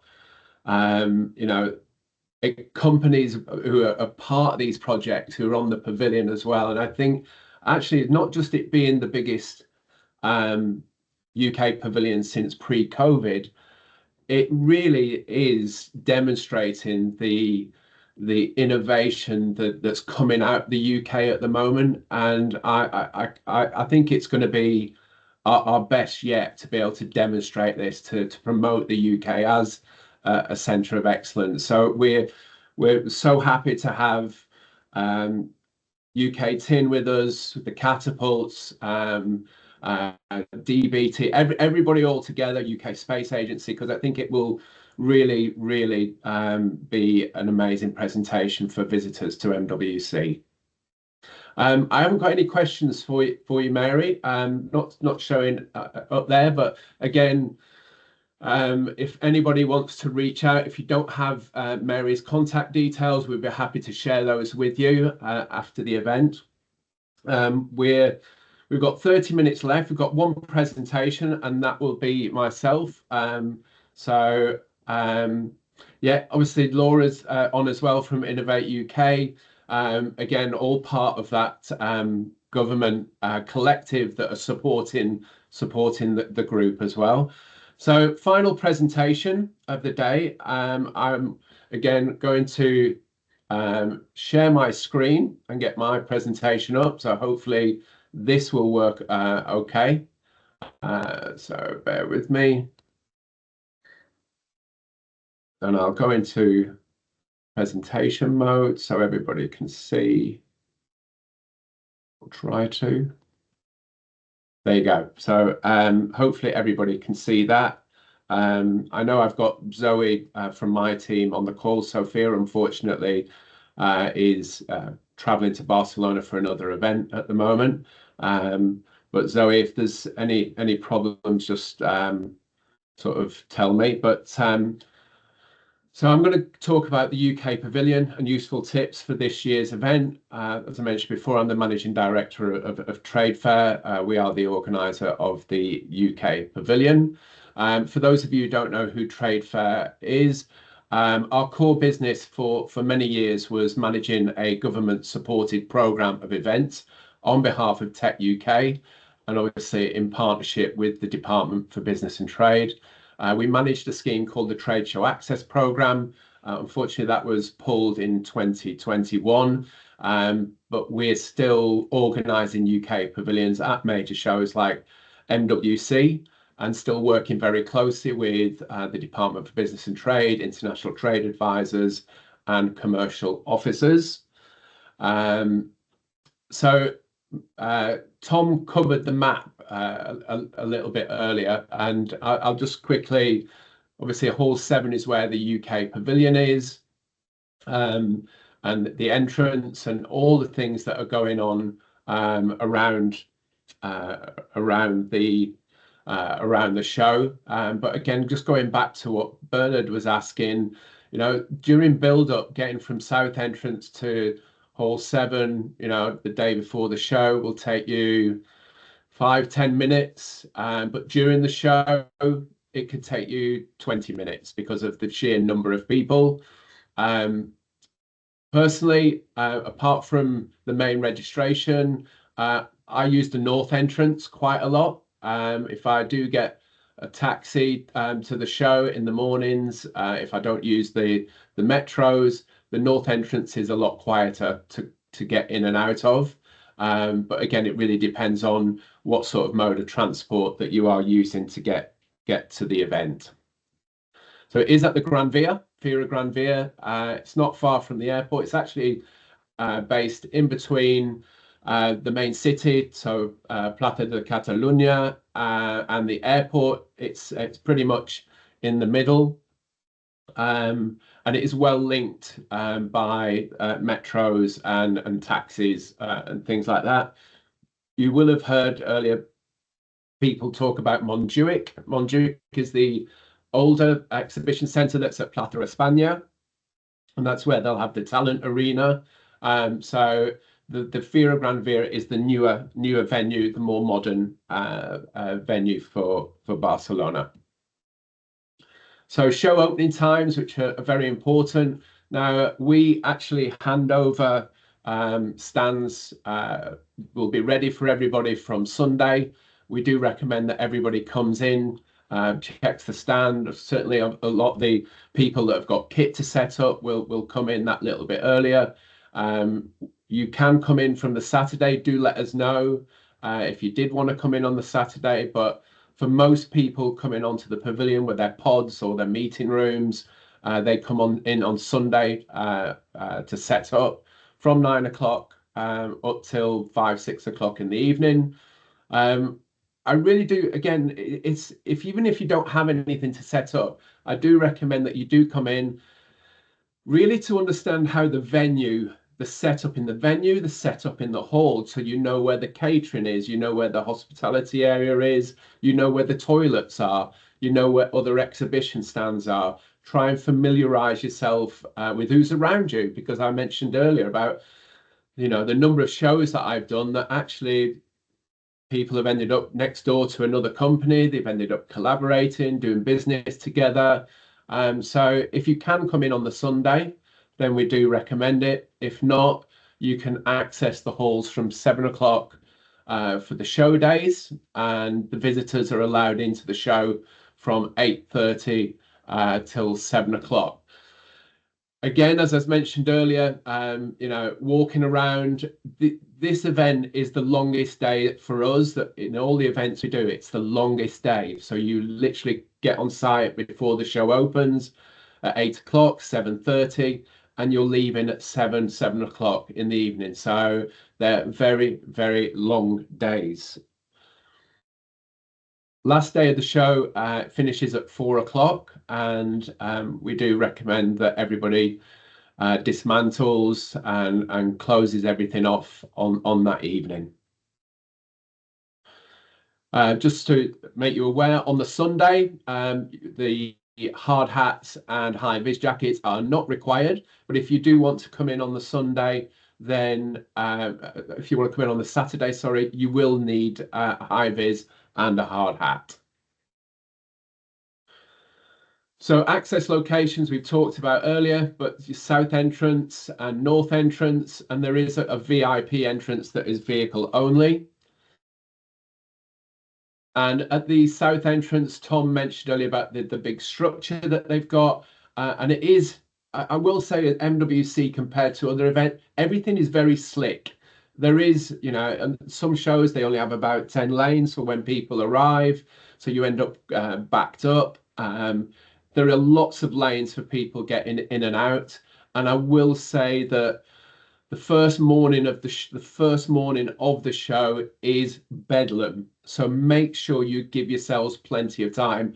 I remember stood outside at 10 to 7 on the Monday morning. it was like getting into a football match. And that's just the exhibitors and the staff getting into the show. And then obviously, once the show opens, you've got a lot of the visitors coming through as well. So you'll also find that plan your journey in as well. So, you know, obviously there's a hell of a lot of taxis in the city, but it really does, that first morning does put a strain on the whole infrastructure of Barcelona. So give yourselves plenty of time. So this was opened in 2024, and this is the area that you'll see people coming in and out, and this is also where your networking badge is handed over to you. And if you do come in the north entrance, you can still access through there, and you can still pick up your networking badge from north entrance as well. This is the networking badge. I recommend everybody wears this all the time. If you like me, I'm really good with faces. I'm not very good with names, and I always seem to go blank when I see somebody and have to look at their badge. And also, the badge is amazing for those impromptu meetings when you're queuing up for a coffee or you're in the taxi queue and you recognize the name of the company and you're doing work with them, but you've not met this person before. So it's also used for lead retrieval as well. So make sure you wear your networking badge all the time. In Hall 7, I just wanted to point out all the locations of the pavilion stands this year. You'll see from the structure we have 2 UK group refreshment areas this year. One is on the pod zone, which is over here, where we have all the pods, and this central area here in the centre of this UK innovation stand, where a lot of the projects are. We've got stands down here. We've also got a group over here as well. We have 3 meeting rooms for the group, which are located in Hall 7. They're the GSMA standard meeting rooms. They're 9 square meters. They have seating in there up to 6 people. We will be having an online booking system for the meeting rooms, which will go live in the next couple of weeks. It's called Meeting Mojo, and everybody will have access to that, and they can book their meetings leading up to the show, and they can also use the app to book meetings during the event as well. One thing I would say is if you do book meetings and you're not able to make them or they do change, please do make sure that you cancel them in the system.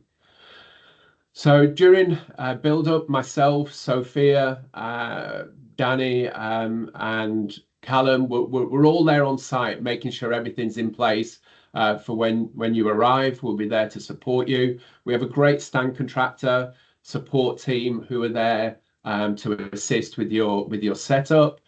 We also have a team, obviously, there during the show. We have tea, coffee, water, and biscuits available throughout the show. This is a central area, group refreshment area that we have. It can be used for people just to put their feet up for a little while off the stand, take a little bit break, do their emails, and also it can be used for informal meetings that you don't need to have a private meeting room. But we will have a reception desk there that our team will manage all the inquiries come in. We'll have graphics up there with the list of all the companies. We'll have maps showing where all the companies are, and we'll also have links for the UK directory as well. So this is some pictures of the pod zone from last year. It'll be a very similar setup with the overhead branding hanging from the rigging. We've got the fixed branding for the UK pavilion. If you are on the pod zone, we do recommend not having any more than 2 members of staff on your pod at one time. And then if you've got another person with you. It could be walking the floor, but they work really well, the pods, as a meeting point for companies, puts them on the radar, on the app, and they can be found by product searches. Here's some of the stands from last year. UKTIN stand, Squire Technologies. These are the pavilion stands again with the overhead branding. So we are very visible in Hall 7. We're very close to the front near HTC, and we will have the same overhead branding for 2025.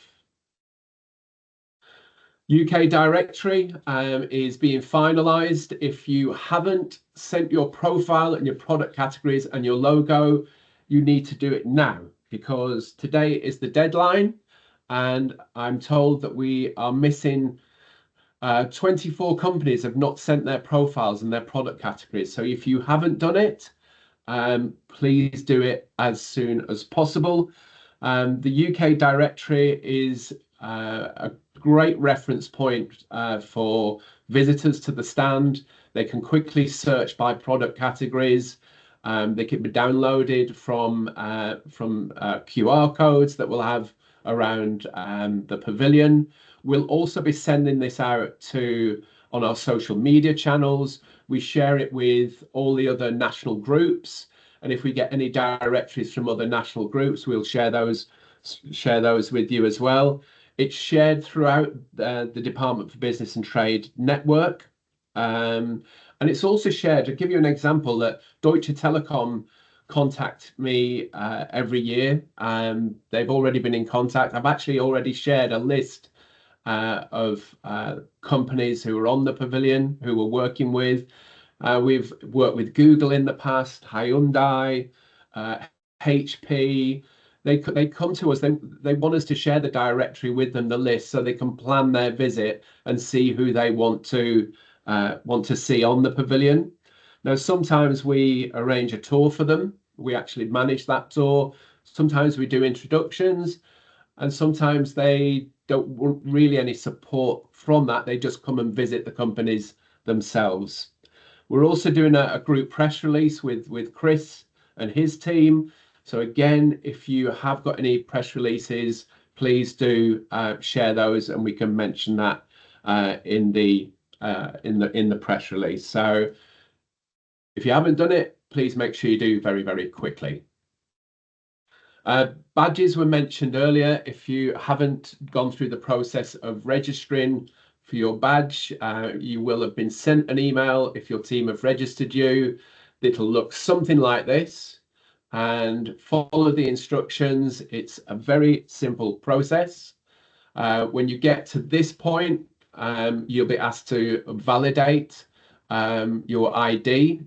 I would use the automatic ID validation, scan your passport, and then once it's in place, you'll get an ID validation complete. Now that will be your digital pass, and that is on the app, and that will get you in and out of the show. Remember, your networking badge will not. So your badge is part of your app, and it will be on your phone. Okay. Internet, just to let you know, I know people do order internet for their stands. I know that the FIA and the GSMA, as you would expect with a show like MWC, connectivity is very, very important. If you're using internet and Wi-Fi, or you need internet and Wi-Fi for demo purposes, then you must order that through the FIA shop and have your own dedicated line. I will warn you as well that they do have a vast team of IT specialists, not just supporting you if you have any issues with connectivity, but they also do go around and check on people putting their own Wi-Fi networks in or anything rogue on frequencies. And if you do that and it's not been approved by the GSMA, they will shut you down. So please do be aware of that. So attendee Wi-Fi, free Wi-Fi throughout the show are in the blue areas. We do have Wi-Fi in the central refreshment area that you can use in there. All I would ask you that is once you've vacated the refreshment area, please log off the Wi-Fi. But if you're walking around the show, just outside Hall 7 in the courtyard, same in between halls 5 and 3, all the blue areas, there is free Wi-Fi that you can use. I will also say that from last year, the 5G connectivity in the halls was exceptional. It did have a little bit of a struggle on some occasions, as you'd expect with so many people. But if you are relying on Wi-Fi or internet for demo purposes, make sure that you've got the right package for your stand. Transportation, very important for getting in and out the show, depending on where you're staying in Barcelona. But you have metro stations at Plaza Europa, at the actual Fira. You've got the L9 line, you've got L10 from the north entrance. There are taxis, very well serviced taxi ranks on both south and north. Now, my tip is I recommend north entrance all day long when you're leaving the venue. If you're looking for a taxi, then use the north entrance. If you go in by metro, depending on where you're going, you have the option of the L9, L10. There is a direct bus as well, a shuttle bus that goes during the show, but when the show finishes, it's a direct bus that goes from Hall 8 through to Plaza España. And actually, that is for me, it's been the best way of getting out the show, getting to Plaza España, and then moving from Plaza España to where you're going that evening, whether it's your hotel or you're going out for dinner. There are some hotel shuttle buses as well. They go from the north entrance by Hall 8 as well. But that direct bus to Plaza España is highly recommended. There's a link on there as well for more information about transportation. If anybody's got any freight that they're shipping to the show, our recommended provider is EFGSM. They also are the on-site handler. So if you don't use them to ship your stuff from the UK, they will manage your shipment once it arrives on site at the Fira Grand Via. So there's some useful contacts there. I'm not going to go through all these, but obviously, as we're not part of the EU anymore, that the freight processes are a little bit more complicated, a little bit more documentation to do. But if you need any assistance with your carnets or anything like that, please do contact Roger and the team at EFGSM. Again, some useful links, networking agenda. We do get, there is somebody that puts out a whole list of networking events that are going out, fringe events that are going on after the show. Once we find these, we share these with the group. We talked about the conference agenda earlier as well. Free to attend, leader passes, plan your visit. There's a link for the Barcelona Metro that's very easy to use. Barcelona is a city, and if you're trying to entertain clients, customers, or your team, please use those useful links. Right, this is where I go into top tips. Now, I can't claim any glory on, I didn't put this together. This was a presentation that one of our exhibitors did a few years ago, a lady called Gwen Edwards. And I can't find a better summary for a company, an organization, if you are exhibiting at MWC. This is very comprehensive and very useful. Not everything will be relevant for you, but I certainly highly recommend that you look at this, take snippets, and make notes and use some of these really valuable points. So I know this is a little bit before mid-January, so we're now at the end of January. But these are some of the, you know, things you should have done or need to know. You know, you've got your graphics all sorted out, your furniture for the stand. You know, if you can mark out the stand space, test your space, invite your team to have a look. Again, we touched on with Chris earlier about PRs, pitch demos, all those sort of things. I think, you know, before mid-January, you know, you're doing a lot of your preparing white papers, driving your meeting requests. The more meetings you have in the bag before the show, the less pressure there is on you. But try and schedule those meetings, or as many meetings as you can, before the show. And now we're at the stage where, you know, you're getting your demos all in place, your meeting times, as Gwen mentions, they do change. So do handle that with as much grace as you can. Make sure you're updating your LinkedIn profiles, your videos, check out the MWC app. And then before mid-February, before you leave, some useful tips. I mentioned it earlier about research who your neighbours are, where your competitors are going to be, where your client partners and who your targets are that you're going to go and visit and pester to come and see you. Print out login info, final content, your business cards, make sure you've got those. Some people have their own magnetic badges as well as the networking badge.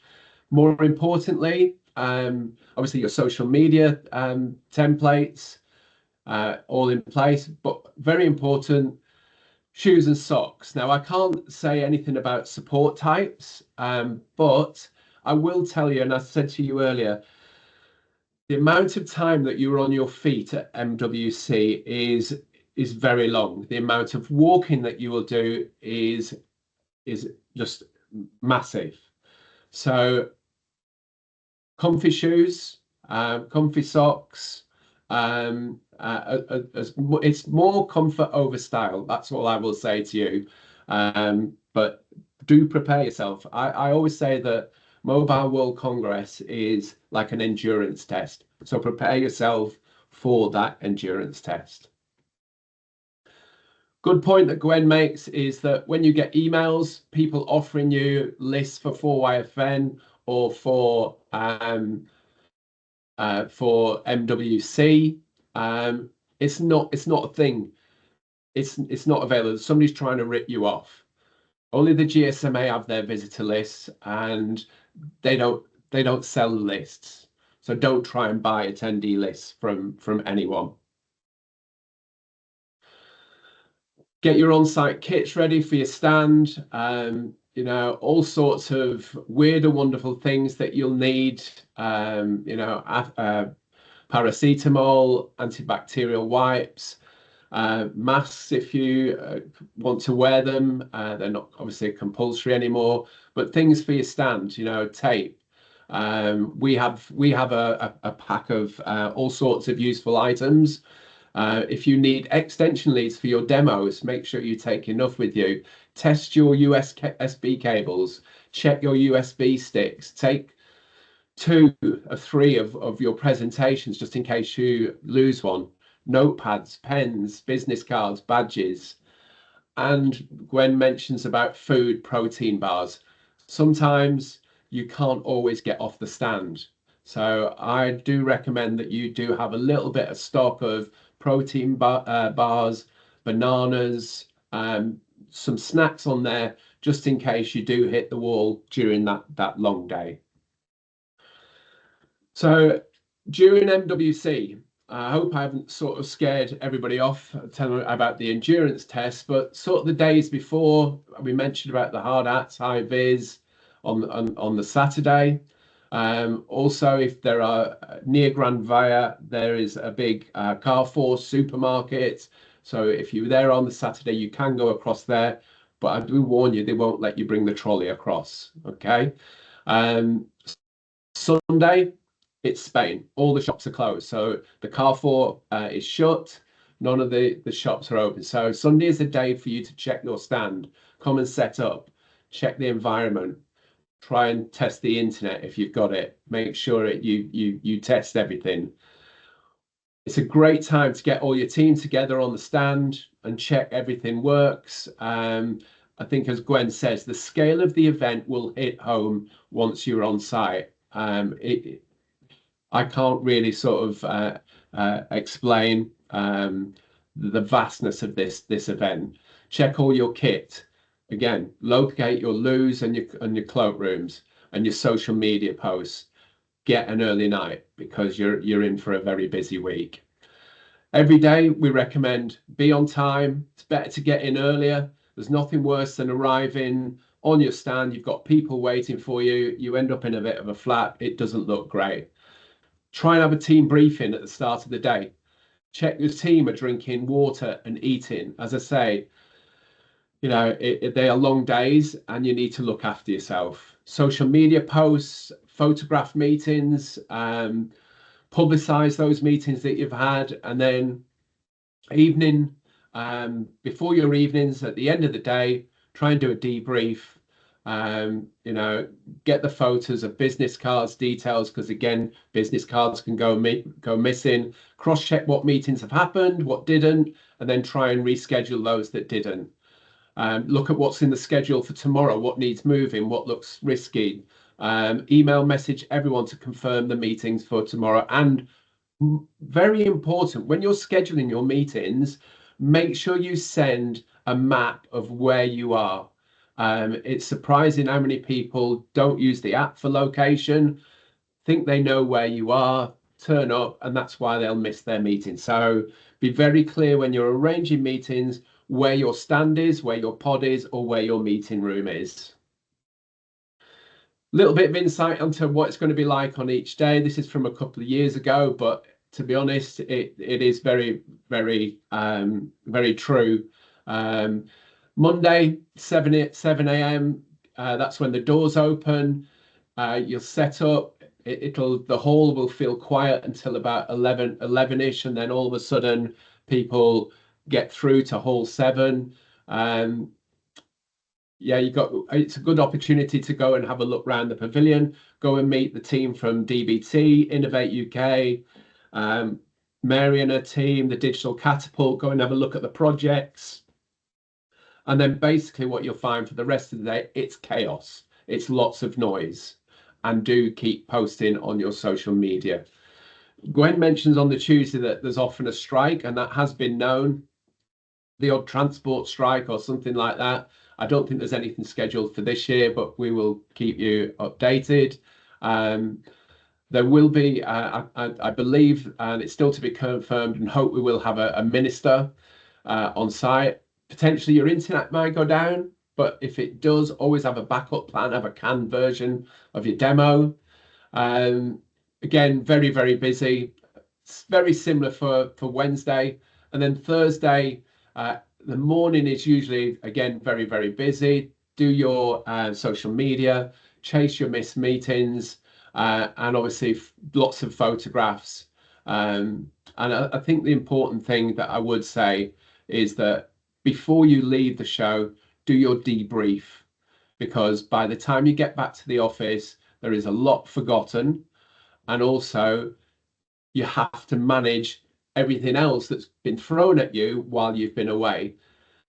I've seen so many people make the mistake of getting back to the office and all those excellent leads they've got have been put to one side. They don't get followed up properly because they've just got swept along with their everyday, everything that they need to do to catch up.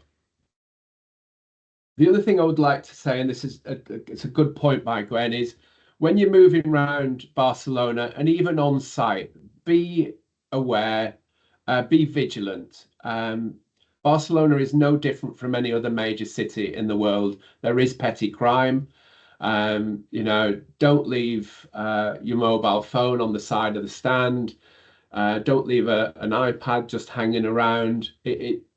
There is a good chance. There is a chance that it could go. So when you're leaving the show, take your badge off. Don't have your badge on. Make sure you've got anything in your bag zipped up. but also keep an eye on your bag. Keep it round the front of you, not round the back of you, especially when you're using the metro. These situations have improved so much over the years from when we first went to Barcelona. But it's like any major city, just be vigilant, be careful. Even during the show, just keep an eye on your personal belongings or your kit for your demos. And finally, the most important thing you do at Barcelona is, each day you've got to review your leads, follow up actions, and then what you do after Barcelona is a lot easier, and you hopefully will reap the benefits of your follow up. This was Gwen, and again, an excellent presentation that she did for us. But if you did want to contact her at all, you can do. So I'm going to just touch on some of the things that Matt wanted me to mention regarding the Department for Business and Trade. They are part of the group. As we've mentioned, they are there to support the UK telecom sector. They will be there with their team who are based in Barcelona. The team from London will be there, and also we have commercial officers attending from Italy, Greece, Philippines, Singapore, and Spain, obviously from Barcelona. Their role is to help UK companies enter those markets. So if you do have an interest in those markets, do reach out to us and we can put you in contact. They'll be running networking receptions on their stand on day 1 and day 2, and they'll also be in contact. They will come round and see you during the show. As I say, we've had the benefit of working with DBT for many years, and the support network that they have and the connections is very, very useful for our group. So I think that is me. I'm literally just gonna stop sharing if I can. Let's have a look. There you go. And just check to see if we've got any questions or anything in the chat from anybody. I don't think we have. As I said, we will be sharing the recording. We will be sharing the presentations. So if there are any questions, obviously a lot of you are in contact with Sophia and Zoe regarding your stand, regarding your press packs and things like that, and the social media. So please continue to stay in contact with us. Looking forward to working with you all and seeing you in Barcelona. Thank you very much for attending today. I hope you found it useful. All the best. Take care. Bye-bye.